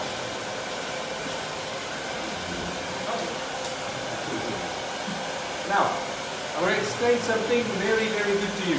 Ông mới sẽ giải thích một cái này rất là hữu ích cho các anh chị đây. Who has ever had the problem that when you blow dry, one hair goes very nice and the other one wrong way? Có anh chị nào khi sấy mà để thỉnh thoảng gặp cái trường hợp là một bên nó tốt rất là đẹp, còn bên kia nó hơi bị vảnh vảnh lên không? Had this before? Yeah. It happens to everybody. Ai cũng vậy thôi, nhưng mà tại sao? But why does it happen? Tại sao điều đấy lại xảy ra? It's because very simply, when you blow dry, Bởi vì là khi mà chúng ta sấy ấy, the hair movement thì cái hướng đổ của tóc follow the movement of your brush. nó sẽ đi cùng với hướng của chúng ta chải cái lược. Nó chải về đâu thì tóc đổ về đấy. This is why here I'm placed on the front. Nên ông ấy đang đứng ở phía trước này. Because when I do that, Bởi vì khi mà ông đứng như the thế movement of my brush goes forward. thì cái lược nó sẽ Yeah. đi về phía ông ấy và cái tóc nó cũng sẽ đi về phía ông ấy. If I'm here, what happens? Nếu ông ấy đứng ở đây thì sao ạ? Tóc nó sẽ vảnh ra It phía goes sau back. này. Yeah? So it's very, very important that once we are doing this, we need to move from either side. Nên là khi mà sấy thì chúng ta phải di chuyển sang cả hai bên chứ không đứng một bên để sấy. And also, we need to blow dry with both hands. Và phải sấy bằng Yeah. cả hai tay, không được một tay cầm Very, lược mãi, một very tay cầm lược. important. So now, Bây giờ ông đang đổi tay đấy ạ. I'm getting towards the other side. So nothing changed. I'm just moving hands Bên And này cũng như again. thế ạ. start to push everything forward first. Đầu tiên là đẩy hết về một hướng bên phía trước này. Now, Chỉ thấy gốc thôi nhá, cầm các tế bào là chỉ thấy gốc thôi. you might say, oh my God, that looks very rough, maybe a bit hard for the client. Các anh chị có thể thấy là bảo là này đau đầu lắm, nhưng mà chúng ta sẽ nhìn vào cái lược này. Those brush, they have the little ceramic bones. Nó có những cái ô tròn ở lược Yeah. làm cho So, when you rất là mềm touch, dưới da đầu. it doesn't hurt, Sâu án không anh? right? Hết rồi anh ạ. It's quite Hết soft. là Yeah, có lần sau. it's not rough. Okay? So it's very important. Be careful. Do not blow dry this technique with Denman. It's not good. Đừng dùng lược đen mình để sấy cái Yeah. tóc này. Denman is very rough. This is special. Lược đen mình thì nó rất là đau da đầu vì nó Đi. cần bắt lực nhiều mà. Còn cái này là nó loại đặc biệt. On those head, it's okay. But on real people, be careful of your fire. Đầu canh thì không sao, chứ rồi cách thật mà chúng ta dùng đen mình để sấy cái này nó không được. Okay, now, look. Once I'm done with pushing the hair forward, Sau khi mà sấy toàn bộ về phía trước rồi, I change hand. nó mới đổi tay And I'm going to push the hair và đẩy tóc về phía sau. back. Now, it shows me a lot more shine now already. Bây giờ là khi mà sấy này thì tóc nó sẽ bóng hơn rất là nhiều. Now, did you see the amount of product I used? Các anh có thấy là vừa rồi chúng ta dùng mấy sản phẩm gì đúng không ạ? Does the hair look greasy? Nhưng trong tóc có bị dầu bị bết không? No, right? So, it's always very important to understand about product. Super important. Thế nên là để mà ra kết thúc đẹp chúng ta phải hiểu về sản phẩm, đừng có sợ sản phẩm mà phải hiểu. So I'm going to complete this part of the blow dry and I'll pass you straight to Panel. Ông sẽ hoàn thành rồi này và chuyển đến cô vẽ. I'm just blow drying like a brickwork. So it means I'm using exactly the same technique as JD. Ở đây thì cô ấy cũng sấy như là xây tường. Dùng I kem am gạch hot không? drying and tension drying, but I just go from section to section. So Hai one in bước the sấy ạ. middle, on the side, middle, side, on the side. Therefore, I make sure everything is dry before I move up. I've got a longer length here, so I need to be able to control the Sấy finish. phần nào khô phần đấy. Sấy cái phần cột thì chúng ta sấy bọc trước ở phần gốc và sau đấy là sấy có lực bắt tóc ấy ạ, ở phần thân và ngọn. Sau khi mà khô hoàn toàn rồi mới chuyển sang cái phần kia, phần trên. Sấy bọc là chỉ để sấy gốc thôi chị nhá. Sấy các hướng ấy, đó bọc ra đầu ấy. Còn sau đó là sấy lực ở thân và ngọn. Sau khi cái phần phần tóc đã khô rồi thì chúng ta sẽ chuyển đến phần tóc tiếp theo. I go to the middle, directly on the root. Every direction. Đây là sấy bọc này, sấy trực tiếp vào gốc. Và chải tóc gọi ra các hướng khác nhau.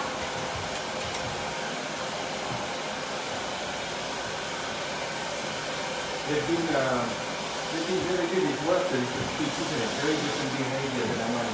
Just we say that. Yeah, it's good. Huh? So next time we do it all the time, we'll do it. Yeah. And I am just making sure the head gets really warm and relaxed. And then sit. Với những lần ngọn này thì có thể sấy tròn thêm một tí. Each side. That's the finish I'm looking for. Cô đang muốn là đầu này nó ôm vào đầu. nên nó sấy như vậy cũng đảm bảo được điều đấy.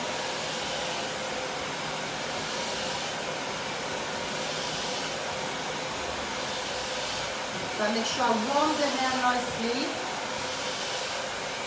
And really with the brush, I'm really shaping the hair with the product, the heat and the brush.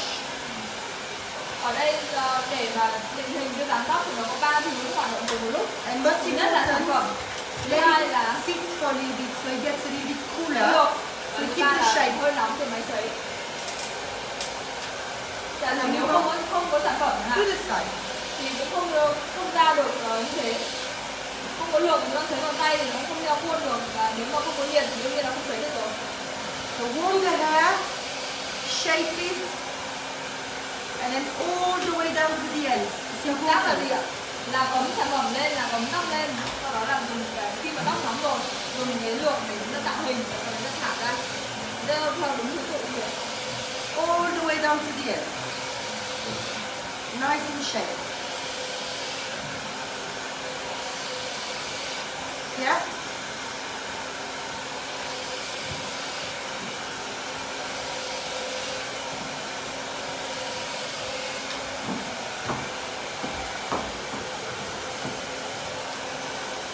Now I'm taking a bigger section and I'm going mainly focus on to the end. Sấy bọc gốc này, sấy có lực ở thân và ngọn này, và sấy tròn ở phần ngọn này thôi. Tức là nó sẽ chia tóc ra làm 3 phần để sấy lần lượt. The same on to the side. Nên như thế ạ. I'm just keep round with the ends and all the way down. That's it. And now I'm going to the other side. Xong rồi mình có chuyển lên. Perfect. So I start from the middle. Bắt đầu từ gốc từ chính giữa. I concentrate on the roots Động tác sấy bọc chúng ta chỉ tập so trung it vào gets a gốc, nice lift. It's not too flat.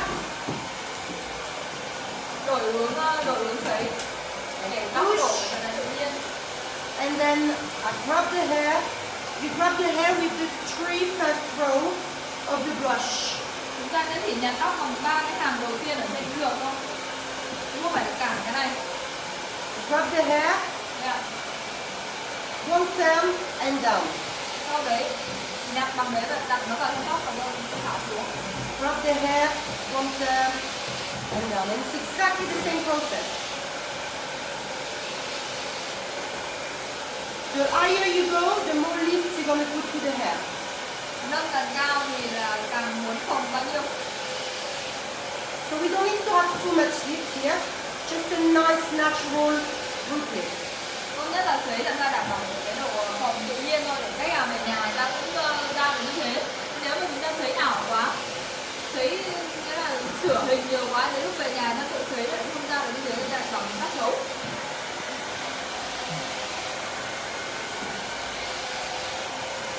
Just a nice natural angle onto the end. Just a little bit rounded, not too much. Đừng tròn quá. And then back to the middle. I check. Here, I need a little bit more definition. I just go back. I stay a little bit longer with the brush. Ta cố gắng sấy hai bên cân nhau. And I let it down.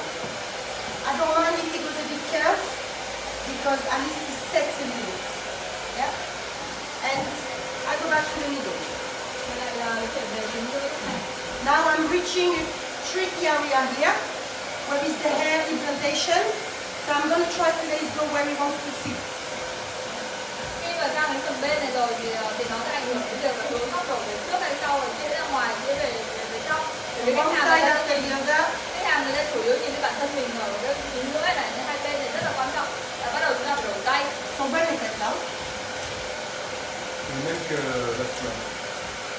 On va démarrer le plus.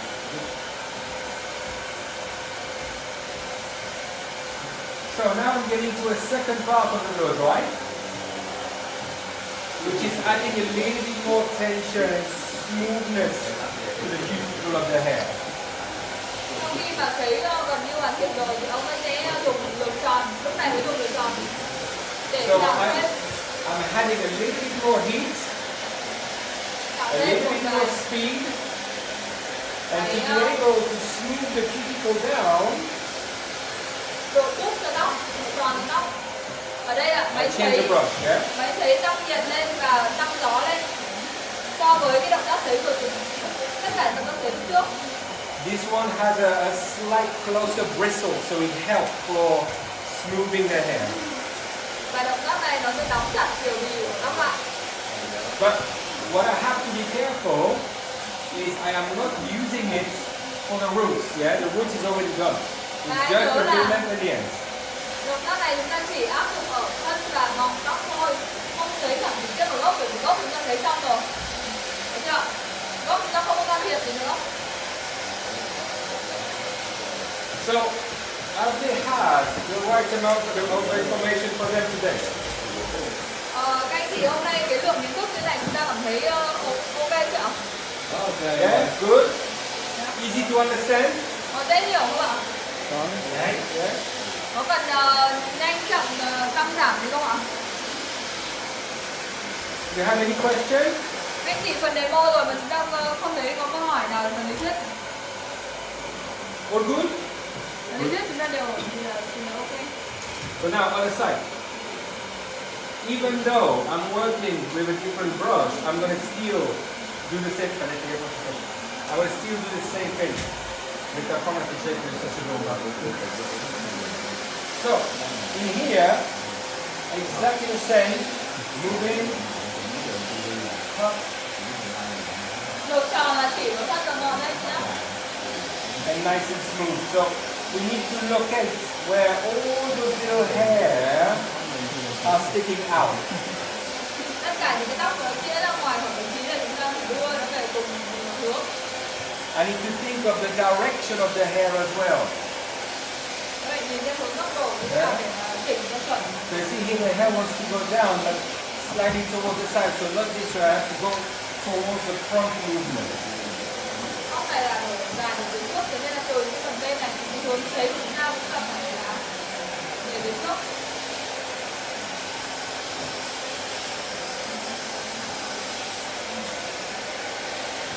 The shape is looking really nice. I'm really happy actually. Mannequin head, okay?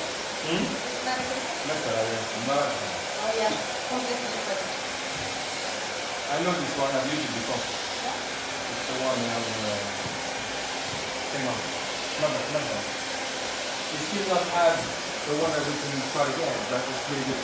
That's the thing. Right, so now I'm going to move up to the front. Bây giờ là cô ấy thấy xong các phần rồi, chỉ có mỗi phần trên đỉnh phía trước này thôi. Nó dài hơn thì thấy lâu hơn. Good.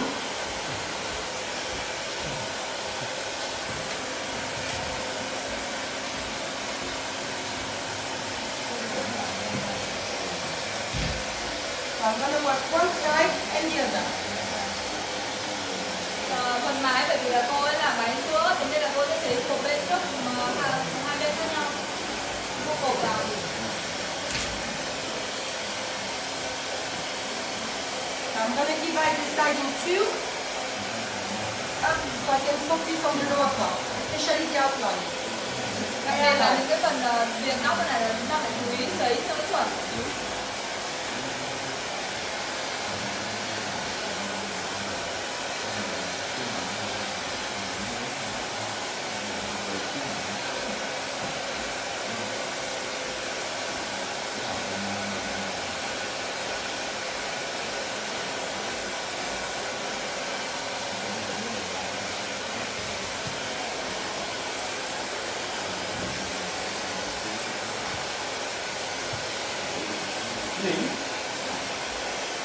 So do we have we found a model today for tomorrow or is They're coming in about 3 o'clock in the afternoon, so you can see it.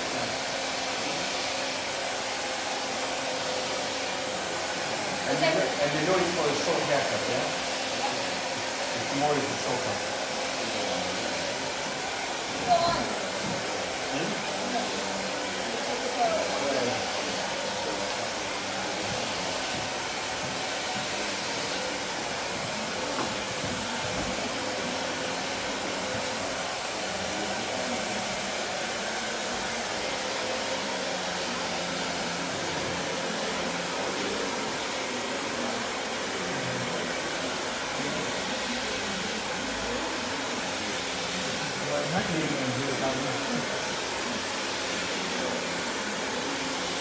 rồi hết pin luôn. Hết pin thiệt, hết pin chơi rồi, còn 27% rồi.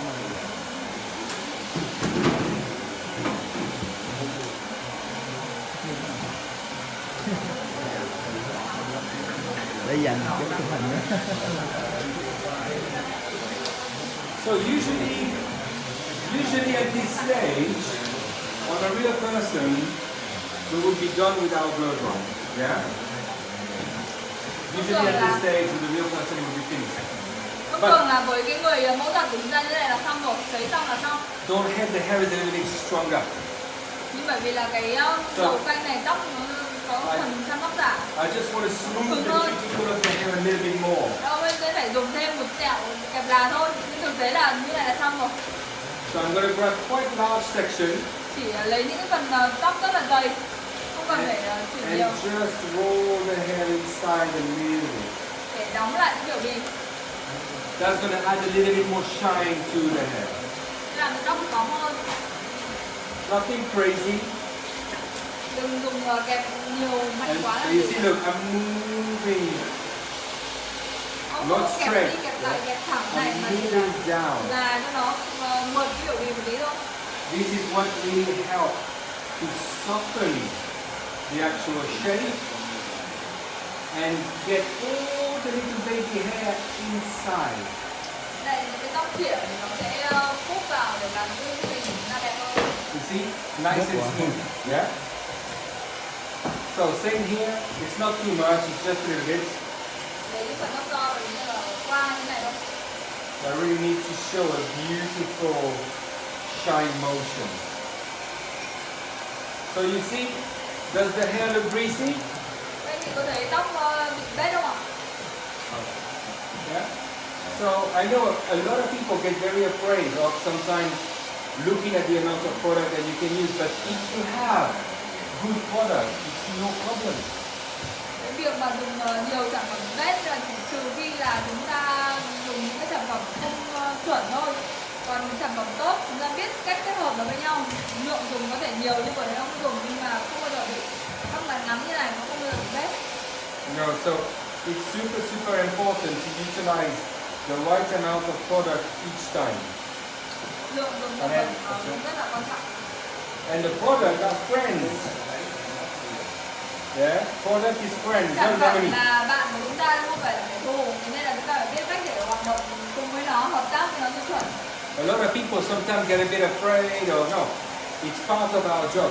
We have to use product because of the product we can have the most amazing results.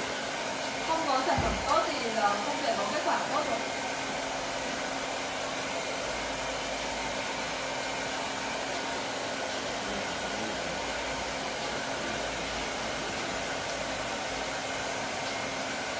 You know, for me, it's like because I worked for many years in a salon. Vì là ông với bản thân ông cũng đã làm việc trực tiếp trong salon rất là nhiều năm. For me, I like sexy hair. Ông ấy thích những cái mái tóc mà sexy, quyến rũ. Yeah, I think when the client they need to leave looking amazing. Và muốn kết thúc khách hàng là ra phải có một cái mái tóc mà sau đó họ cảm thấy rất là tuyệt vời. So it's very important to have the right finish on the hair. Nên là với cái bước finish này họ tập trung rất là kỹ. And the right finish comes with understanding of the blow dry, but also very importantly the product application. Muốn finish tốt thì một là kỹ thuật sấy của chúng ta phải tốt và hai là chúng ta phải dùng đúng sản phẩm. I mean, Vanessa, you are a very expensive stylist in the salon. You've got a very high-end clientele. How important the product is for you? Cô Vanessa thì bản thân cô là những người làm trong salon và cái khách hàng của cô toàn là những khách hàng rất là cao cấp thôi và rất là đắt tiền, cô không làm đại trà. And then say that a good product is probably 70% of the final result. Cô thậm chí đánh giá là sản phẩm tốt và đúng thì còn chiếm tới 70% cái kết quả cuối cùng thôi, chứ không phải là From the shampoo do you use at the backwash, the conditioner. từ cái việc là khách hàng bước vào salon và họ được gội đầu đã bằng sản phẩm đúng đã. And the product that you use throughout the haircut and to style the haircut.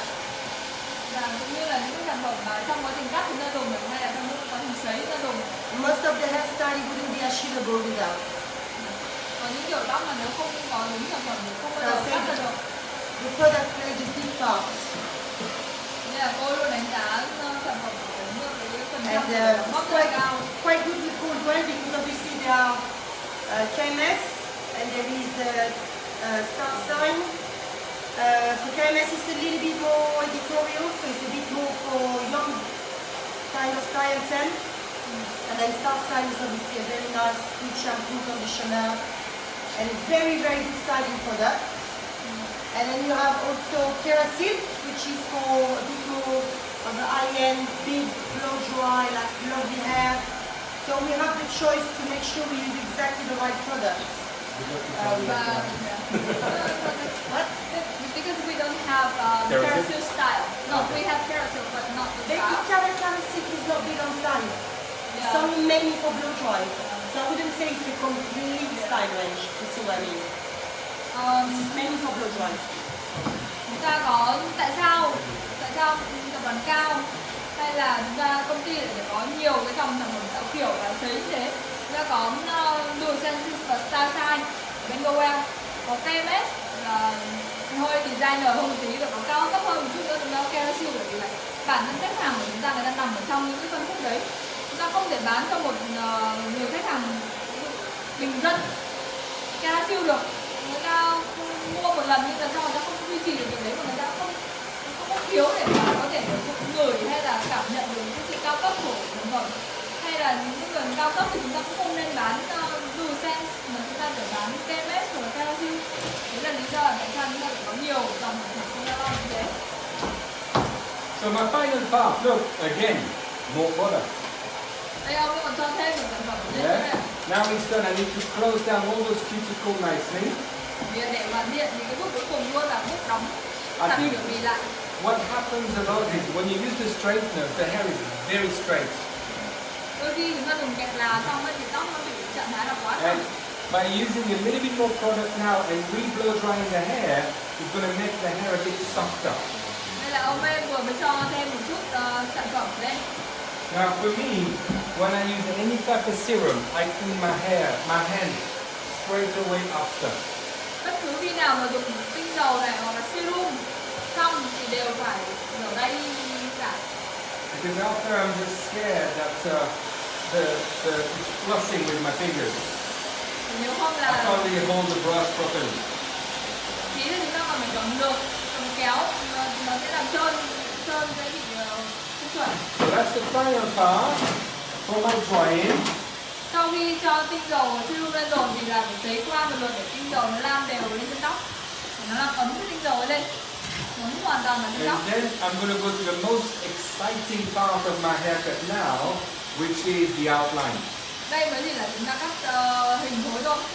Đến bây giờ sẽ đến một cái phần cuối cùng rất là thú vị, đấy là cắt cái đường viền như thế nào. But in here, no pointing. Ở đây là chúng ta không cắt point, chưa cắt. On that shape and that technique here, I don't need to point. The hair falls nicely, so nice and Vì bản thân easy. cái kỹ thuật này nó tạo ra cái layer tóc rất là đẹp rồi, chúng ta không cần phải tỉa nữa.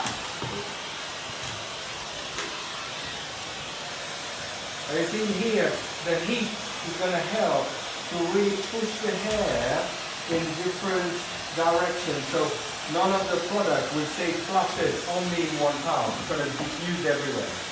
Trước khi kết thúc thì là chúng ta phải đảm bảo là không có chỗ nào mà sản phẩm tự nhiên có một cái cục dính ở đấy, cho nên là bước sấy cuối cùng này Now you giúp see, hoàn thiện mái tóc.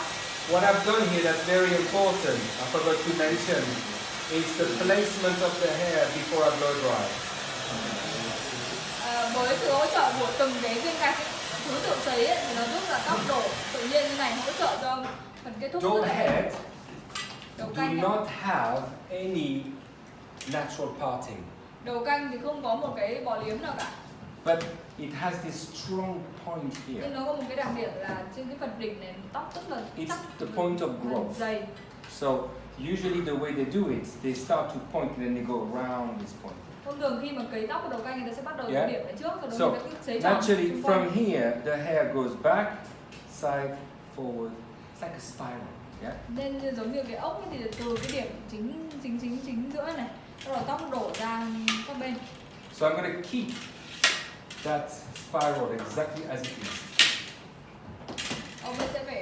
vì là đầu canh, thế nên là cái điểm này Now the next giữ part. nguyên là như thế, không đổi hướng của tóc. Before I do my outline Tiếp theo trước khi cắt viền is styling the hair first. thì là chúng ta phải cố I định cái need tóc lại. to style the hair in a way and then cut it. It's not the same as the real people when you work on doll hair.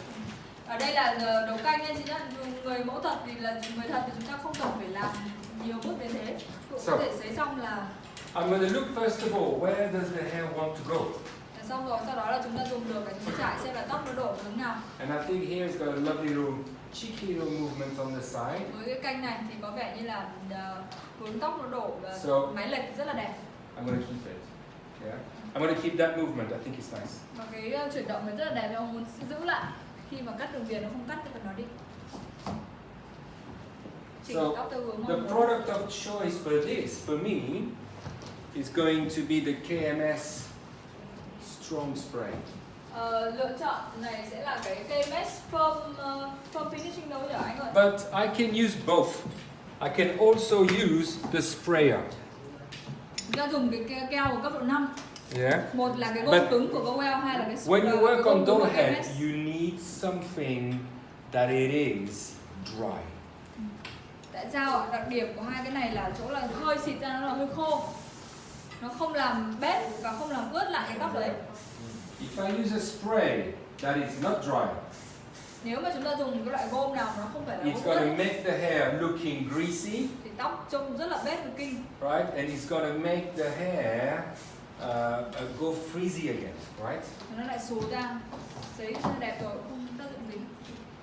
Tức là cái vòi xịt nó phải là dạng aerosol, tức là nó xịt ra khí. Nhưng nó không phải là xịt ra như kiểu những cái chai xịt dưỡng của chúng ta là cái loại xịt thông thường, xịt cơ học thông thường, nó sẽ ra những cái hạt nước. Cái này là nó là có khí nén ở trong đấy. Okay, now after this stage, I'm going to work on my outline. Sau khi xịt qua cố định tóc Sorry. gọn gàng rồi, To be honest with you, I could leave it like that almost if I wanted. chỉ để cái này là đẹp rồi, nhưng mà ông sẽ thêm một cái phần. But I want to give you a little bit more of an exciting final result. Chúng ta chụp hình lên cho nó đẹp. So, what I'm going to do is I'm going to actually do a nice kind of strong outline. Ông sẽ Okay? tạo một cái đường So, viền rất là sắc. I'm going to look where the shape is going. I'm going to work here with the point of my blade. Và cắt đường viền dùng mũi kéo. And what I'm going to do is I'm going to do a curve outline. Làm cái đường viền cong. Nét và sắc. Now, I'm using the point of my blade. Rồi đó là ông chỉ đang dùng cái lưỡi, cái mũi And kéo thôi. the more detail I want to do, the more the point I'm going to use. Càng muốn chi tiết bao nhiêu thì Yeah. cái mũi càng So, nhỏ bấy nhiêu. If I want to create the shape, I go in, out. Yeah? I cut, but I need to retract the blade. Động tác sẽ là đưa kéo vào và phải lui kéo ra, nếu không chúng ta đẩy cái tóc, chúng ta bị xiên và đẩy tóc. I'm going to use the sprayer, which is a little bit softer for that part, because I need to always put the hair down. Ở đây cái lượng dùng sản phẩm chúng ta phải để ý nhé. Yeah, this Không dùng is quá nhiều và cũng không dùng ít thì lại không có tác dụng. an important part. Here, it's not like a real human person. It's almost like building an art piece, I guess. You know, you put it like that. Đây thì với người thật thì đôi khi là chúng ta không cần phải làm cái động tác này, chúng ta chỉ cần chỉnh nhẹ thôi. Đầu canh mà để tạo ra một ấn tượng mạnh thì là And I carry on towards the front. nên các anh chị đừng sợ là ôi khách hàng có cho xịt bông lên đến đấy không.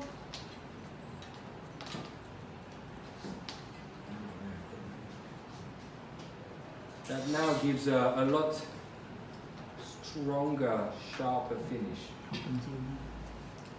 Yeah? You like? Good, Chị có good? thích không ạ? Good. Oh my god. Oh my. But you know, I think what's very important here is the fact that you show different parts of the haircut. Điều quan trọng đây là chúng ta thấy được là mỗi một cái phần cắt nó phô bày và nó lộ ra và cùng một technique Yeah. nhưng mà What hai you show is it's a different dynamics altogether. Yeah? cả một cái So, kỹ kỹ thuật chúng ta được phô bày ra trong cái phần cắt. Now it is about utilizing clippers, scissors and spray. Ở đây khi mà cắt đường viền không chỉ là cắt bằng kéo và gôm đâu mà còn cả cái kẹp cái tông đơ mini nữa. The Không chỉ clippers cắt ở now, ngoài mà còn chỉnh đường viền từ bên trong.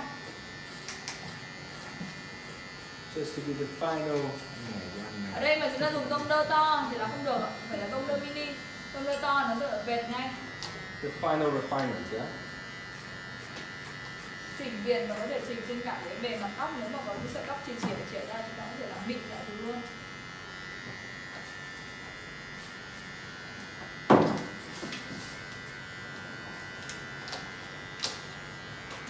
Okay, so now, again, I need to spread a little bit more, I need to fixate that shape. Ra được hình mong muốn rồi, chúng ta xịt thêm một hai lượt cho nó cố định.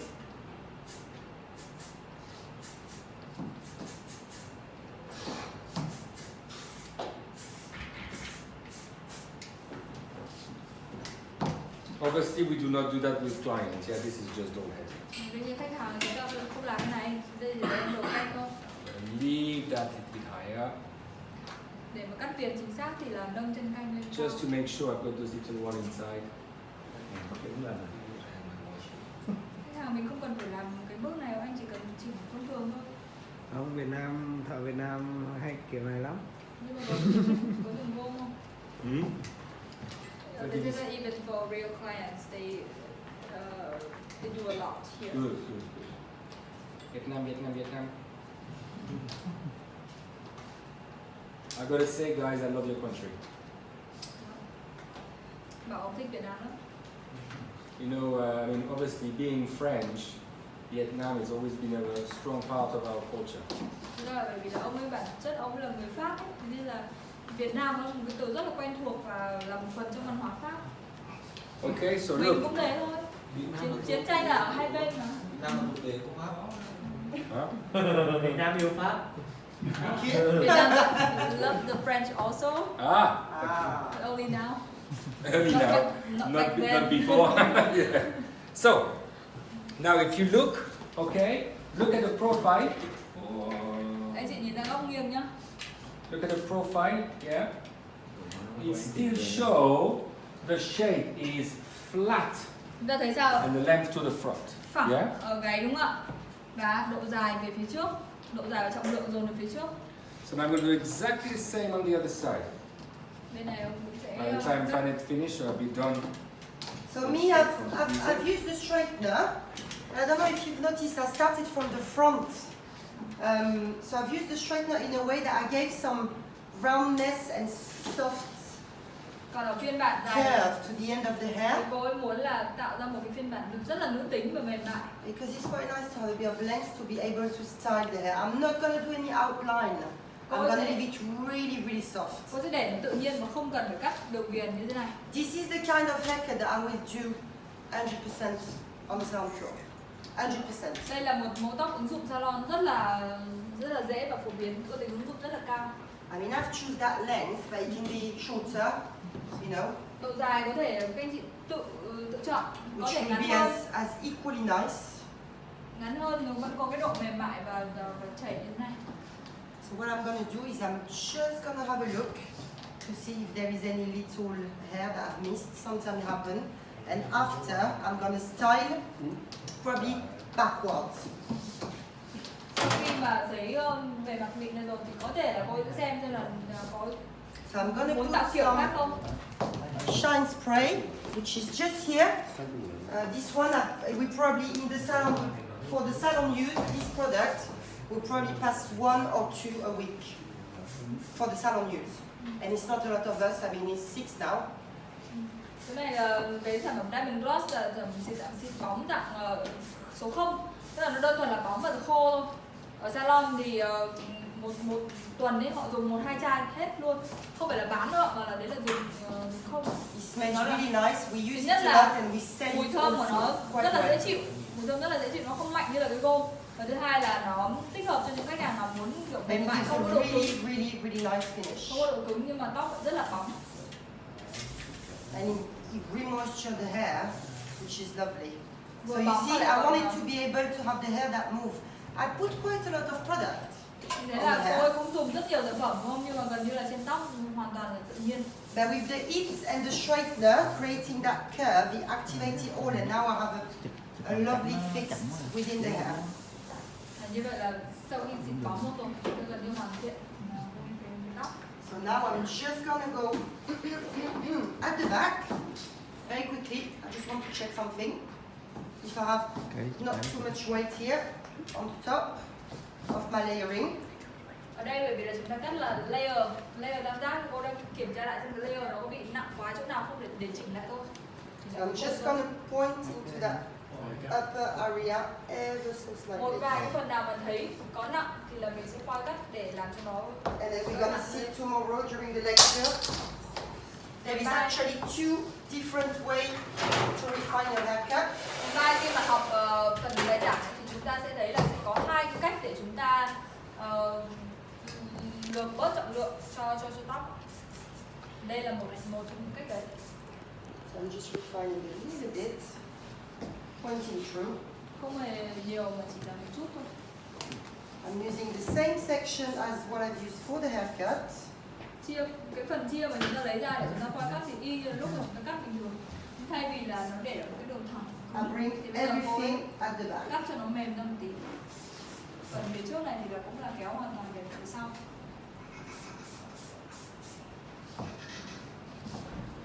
That's it. Và như vậy là xong. And I have a really, really nice look. Don't want to do more. The hair needs to still look natural. Thì cái kiểu này nó sẽ rất là tự nhiên và mềm, phù hợp với đại đa số những khách hàng mà tóc nó lỡ, tóc dài ấy, người ta đều có thể để được hết.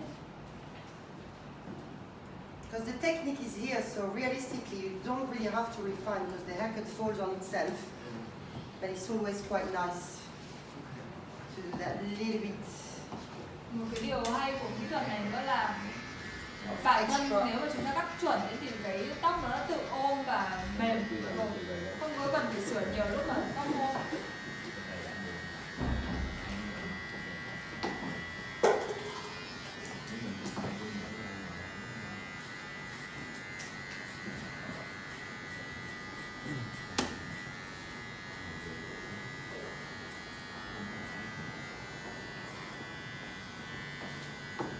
So we're almost done for the morning.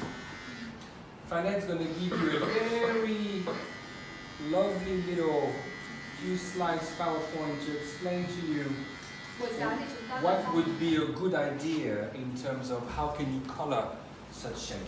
Buổi sáng nó gần xong rồi thì cô Fanette chỉ còn khoảng 2-3 cái slide nhỏ nữa thôi để bởi vì là ở đây chúng ta vẫn là cắt, nhưng mà cái mà kiếm được điều tiền nhất trong salon của chúng ta mà để khách hàng luôn quay lại đấy chính là màu. Vậy với kiểu cắt này thì cái màu như thế nào, bố trí như thế nào là phù hợp nhất thì cô sẽ đưa ra một vài gợi ý cho các anh chị. And you know, I think it's a really good idea. This is something that is exclusive globally to you guys in Vietnam. We've never done it in other parts of the Ở world. đây cũng là cái yêu cầu từ bên phía công an Việt Nam thôi, chứ không phải là sẵn trong họ là chương trình dạy cắt của họ là có cái đấy. Thế nhưng mà vì của em yêu cầu là màu là một phần không thể thiếu được khi mà làm việc trong salon, thế nên là họ đã dành một cái ưu đãi đặc biệt là họ làm thêm một cái phần bổ sung thêm để xem là với kiểu cắt triangle layer này thì chúng ta sẽ làm màu như nào là sẽ phô ra đẹp nhất.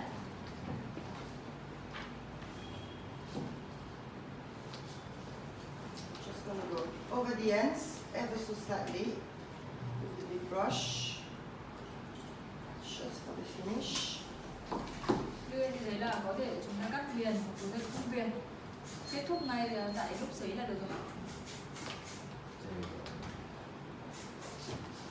Just to give Mọi người có để ý được cái exactly đặc the tính same của curve and the same finish on both cái sides. kỹ thuật về hình khối này không ạ? Đây là chúng ta kỹ thuật cắt cái gì ạ? Layer, hình thì là hình tam giác. Tôi thấy đặc tính của cái hình đấy không ạ? Phẳng ở phía sau và dồn độ dài ở phía trước tạo hình cho khuôn mặt. Đấy là những cái đặc tính của cái hình này. So I want to show you two different ways of doing the outline. So one is a little bit more steep and one is a little bit softer. Ở đây có hai cái phiên bản là đường viền, một phiên bản đường viền là nó hơi cứng, sắc một chút và một phiên bản mềm hơn. Can you see? Cứng. After 3 years, you know, I will speak Vietnamese, I promise. Bảo là sau hành trình độc quyền 3 năm với cô Việt Nam ấy thì chắc là ông ấy sẽ nói được tiếng Việt. Hey guys, we're gonna see a lot of you hopefully in the next 3 years. So 3 năm rồi tôi quay lại và hy vọng là chúng ta sẽ càng ngày quen nhau. Đây là buổi đầu tiên gặp gỡ thôi. Ken got a few time in the past to achieve it. I was here for my honeymoon actually in December. Tháng 12 vừa rồi thì ông có ở đây đi tập trăng mật ấy, đến Việt Nam ấy. Really nice place. Đến Sài Gòn luôn, không phải là One of my favorite restaurants here. một trong những nhà hàng yêu thích nhất trên thế giới là cũng nằm tại Việt Nam. She's called you know Biết cái HUM không anh chị? Biết cái nhà HUM You know HUM à? Vegetarian. Yeah, vegetarian. Very good food. I'm vegan. Ông ấy thì chay là chay hoàn toàn, Yeah. không trứng, không hải sản, cá gì hết. So let me take you through. Đây ạ, ông ấy trình bày cái bài này. It seems like it's had to be the better result, isn't it? So let me explain to you what I've done. Ông ấy giải thích xem là ông ấy đã làm gì với cái phần đường viền tóc này. So we work on triangle. Chúng ta còn nhớ tên của kỹ thuật hình khối này là gì không ạ? So from what Fanet explained to you during the lecture, Bài giảng của cô Fanet đã hướng dẫn các anh chị rồi. it's a shape that's flat at the back, Đây là một cái hình phẳng ở phía sau longer towards the front. và đổ dài ra về phía trước. What did we do? Chúng ta đã cắt kỹ thuật này như thế nào? So you look from the back section. Chúng ta nhìn vào phần gáy trước ạ. Yeah, it's got a really nice Các anh chị có thấy flat cái hình phẳng không ạ? area. Okay? So what did we do? Nhờ việc là chúng ta làm kỹ thuật cắt như nào ạ? All the hair out, Kéo tóc thẳng ra ngoài, vuông tóc straight this way, và cắt một cái đường cũng thẳng but straight this way. và tạo ra một cái mặt phẳng đúng không ạ? Okay? Phẳng So thẳng the hai chiều. idea was over direction. Cái cách thì chúng ta làm chính là chúng ta kéo khóa về phần chia trước. Each section get over direct back to previous. Mỗi một phần chia sau thì lại kéo về phần chia ngay Okay. trước nó để cắt. Starting from the lower part, Chúng ta cắt ở gáy trước. so my body position stays in one way. Vị trí cơ thể là đứng. Start on the left side to push the hair. Bên trái chúng ta dùng lược Then để the right đẩy side tóc to ra. bring the hair. Bên phải thì kéo tóc về. Once it's done, I've got the back area here. Sau khi mà xong phần gáy rồi chúng ta And sẽ đến phần I sau. pulled straight away Phần sau to chúng ta cũng hoàn toàn giống thế. carry on my Nối tiếp straight line. cái mặt phẳng mà chúng ta đã tạo ra ở phía dưới. Exactly the same. Back to previous. Vẫn là kỹ thuật kéo khóa về phía trước. Then the top section, Sau đó phần trên đỉnh này sao? it was about over direction. Chúng ta hoàn toàn kéo khóa về phía sau. So each section Mỗi một phần tóc goes back. đều từ phía trước này đều kéo về Okay. sau hết. Use all my products. Sau đó là dùng sản phẩm. One, water. Một là nước Two, thôi nhá. living conditioner. Hai là một sản phẩm xả khô. 3, heat protector. Ba là một trong những cái sản phẩm bảo vệ 4, nhiệt. serum. Thứ tư là serum. Then the mousse on to the root. Và thứ năm là cái mousse chỉ dùng ở viền tóc. Okay? Doll head has no parting. Đầu canh không có ngôi tự So nhiên. I naturally push the hair into the side. Nên là ông ấy đã phải cố tình đẩy cái tóc thành ngôi lệch thế này. Then I use my outline. Sau khi mà chỉnh rồi, gom rồi thì bắt đầu Okay? cắt. And then viền. the outline, I'll show you here.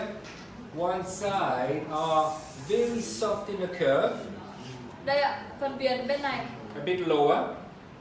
thấp hơn và cong vừa phải hơn, nó mềm hơn, tạo vào tóc And mềm this hơn. side a bit stronger Còn in phần the viền bên này curve, thì sao ạ? Mạnh mẽ hơn, sắc nét hơn a little bit higher. và một chút hơi cao hơn. Guys, I hope you like it. Hy vọng các anh chị thích kỹ thuật và mẫu. Thank you very much. Yeah. Cảm ơn các anh chị. Yeah. Perfect timing, so I'm just done now. So I'm gonna recap what I've done. I've just finished the style. Ở đây thì cô cũng vừa kết thúc cái mẫu của mình.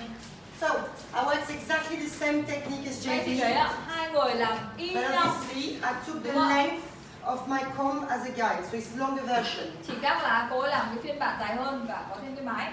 Technique is the same, it started from the lower Và back. phần technique giống nhau hết, bắt đầu từ gáy. Again, everything back to the previous to maintain the flat Các shape phần chia trước và sau đó là toàn bộ những phần sau. at the back.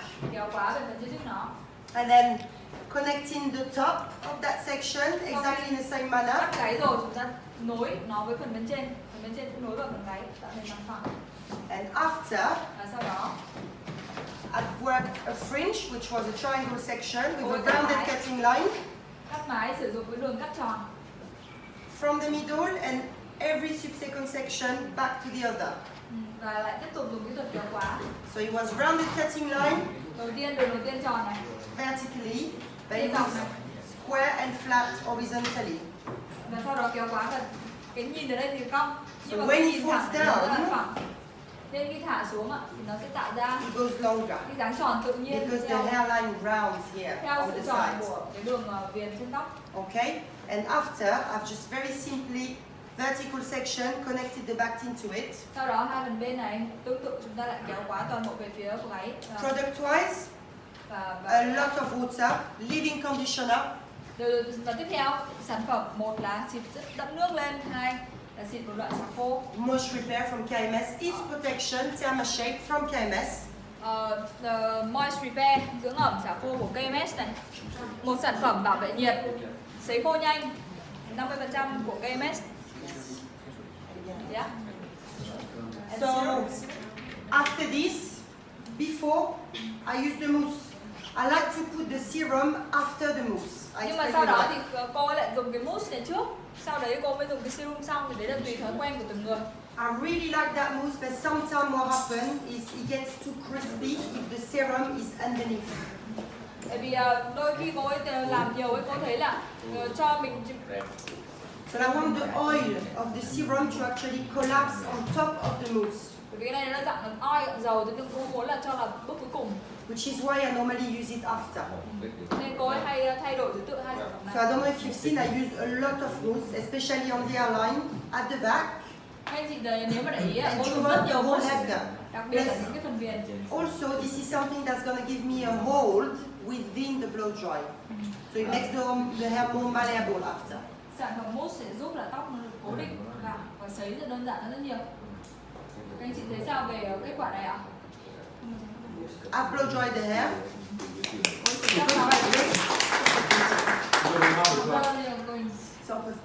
I've blow dried the hair, brickwork going up. Và hãy nhớ là sấy Blow cũng dry, là tension dry, and then I smooth sấy it. theo như kiểu xây tường đúng không ạ? Xây từng viên gạch. And then with the straightener, I rounded it towards the front, so now I have an off the face look. Okay? Và cô So ấy I sấy hope để you like tóc it. đổ về phía trước và mái đổ về phía sau. Hy vọng là các anh chị thích cái phiên bản dài và ứng dụng này. Dạ. So it's a longer version, it's a classical version of it, and you can utilize it in the salon a lot. Cái mẫu này chắc chắn là chúng ta sẽ dùng ở salon rất là nhiều. Đây là Ok. phiên bản dài hơn, classic hơn và ứng dụng hơn. Ok. Good. Bây giờ anh chị vỗ tay được rồi. So now, One second, one second. oh, no. Now, very quickly, I'm just going to talk to you about color and the possibilities that you can have, onto Bây giờ triangle layers. các anh chị ơi, chúng ta vẫn còn một phần nữa là phần màu.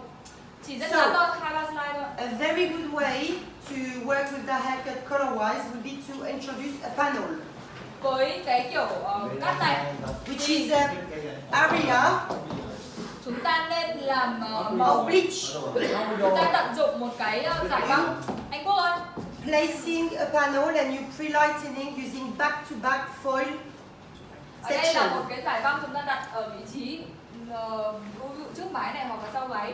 Chúng ta sẽ nâng sáng cái này lên dùng một tẩy. The good way to get something really light and really clean is to start with 9%, but you can also decrease. Start with 6%, 9%, and never above. Và nhớ là ví dụ nếu chúng ta cần phải tẩy từ 2 lần trở lên thì luôn bắt đầu với 9% và sau đó giảm xuống hoặc là giữ nguyên chứ không được tăng lên. Các anh chị nhớ là nguyên tắc của tẩy của chúng ta là oxy phải đi xuống hoặc là giữ nguyên sau 2 đến 3 lần tẩy chứ không được phép tăng lên là sẽ không ra gì đâu. So that will give you a point of interest within your haircut, within your shape.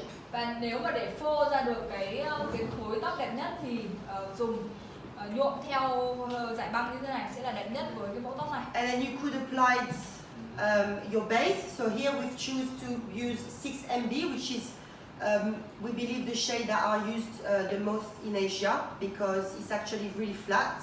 So you could use 6 MB at 6%, and you can use 3 drops of pure pigments, which will make it completely matte. Và sau đó thì chúng ta đơn giản toàn bộ cái phần tóc còn lại ngoài cái giải băng chúng ta sử dụng một công thức nền. Thì với tóc châu Á thì cô rất hay dùng cái màu là 6MB, lạnh mà châu Á thích lạnh với oxy 6%, và chúng ta chỉ cần dùng có 3 giọt đây chị nhá, pure pigment matte green để làm cho cái màu tóc nó hoàn toàn nó rêu và lạnh. Với những level thấp chúng ta tuyệt đối đừng có dùng nhiều pure pigment làm gì cho tốn tiền ra, bởi vì là tối có nhìn thấy gì đâu, chúng ta chỉ cần cái độ ánh lạnh của nó thôi. Ở đây là 3 giọt là đủ. Now if there is no roots, no natural roots, you can use 3% instead of 6%, just to have a deposit of tone. Và nếu mà giả sử tóc này là tóc hoàn toàn tự nhiên, không có chân tóc ấy, thì thay vì 6% chúng ta dùng mỗi 3% thôi là được. You can use top chic and colorants, or you can use colorants element, or top chic element. It's entirely up to you. Chúng ta có thể lựa chọn top chic, colorant hoặc illumin để làm cái phần nền này, nhưng tóm lại là chúng ta muốn một cái nền đều màu và lạnh hoặc là sâu. Depends the porosity of the hair Và đương nhiên phù hợp và tùy thuộc vào cái đấy là and the soft thế condition nào of the hair. hay là hư tổn như nào mà chúng ta lựa chọn sản phẩm cho nó To xuất make động. it very shiny. Mục đích chúng ta đây là sao? Kết thúc bóng Now, nền. you rinse your base and obviously you rinse your panel. What you would like to do for the color to grab a little bit more, you would like to pre-pigment that panel. Sau khi cái phần giải băng này của chúng ta nó được nâng sáng rồi thì cần trước khi mà vào màu lạnh cho nó chuẩn ấy, thì chúng ta có một cái việc là chúng ta sẽ phải lót cái màu đệm đã, đưa nó về trung tính đã trước khi mà chúng ta nhuộm. So you will use, here we've decided to use element because that will actually, is acidic chemically, so it wouldn't penetrate the hair and it will actually lock it, okay? So here we've used a mix of AB at 9 and NB at 10. Để mà lót màu ấy, thì chúng ta chỉ cần dùng một tẹo hạt màu thôi, trung tính thôi. Thì ở đây chúng ta lựa chọn illumin là ví dụ ABA+9 và NBA+10 là nó rất là sáng, nó không làm thay đổi cái tông của cái tẩy, thế nhưng mà nó làm cho cái tẩy đấy nó về cái trạng thái be trung tính chứ không còn là vàng và cam nữa.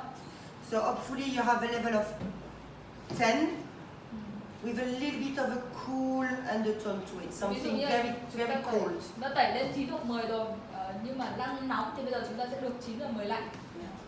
Now you divide our rectangle in two. Và sau đó thì chúng ta sẽ chia cái giải băng đấy làm đôi. Could be two rectangle, Chúng ta chia giải cái hình bình hành could này be two triangle, thành depending where you hình decide hành nhỏ, to. hai hình bình hành nhỏ, hoặc là chúng ta sẽ chia đôi ra thành hai hình tam giác. Yeah? So you have two possibilities. It can be one block color or you can add two tones to it.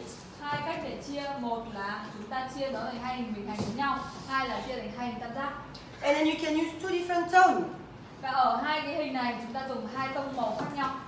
You could go with 8CV, Ví dụ như là which is cool violet, một màu là màu 8 top CV, chic, top chic 8 CV. for the lower area of the rectangle, the one that is close to the face shape because it's darker.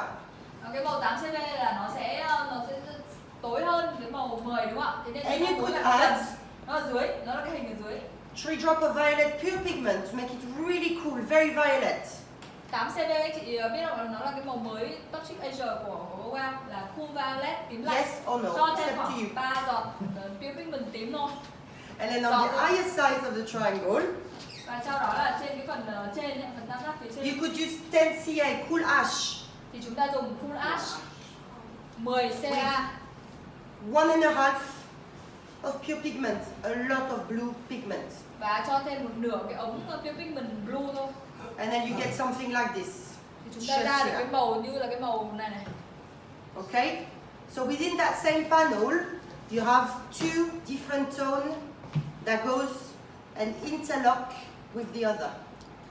Trong cái cùng giải băng này chúng ta khi mình đổ xuống nó sẽ là hai cái màu nó hòa quyện vào nhau, hai màu khác nhau quyện vào nhau. And then the possibilities are absolutely endless. Okay? Lựa chọn màu như nào là tùy thuộc của anh chị, nhưng mà nếu nền chúng ta đang lạnh thì chúng ta nên sử dụng cái Top Chic Asia mới, là toàn bộ các hướng màu lạnh, cool ash, cool violet, cool matte, gel lạnh rồi cho lạnh rồi tím lạnh mới để chúng ta làm. To do this, we've actually used the new shade that came out from Top Chic. Đúng ạ, cái màu này là màu thích dành riêng cho châu Á, dành riêng cho lạnh. Yeah? Nhá. Good. Thank you very much. So now we're going to break for lunch.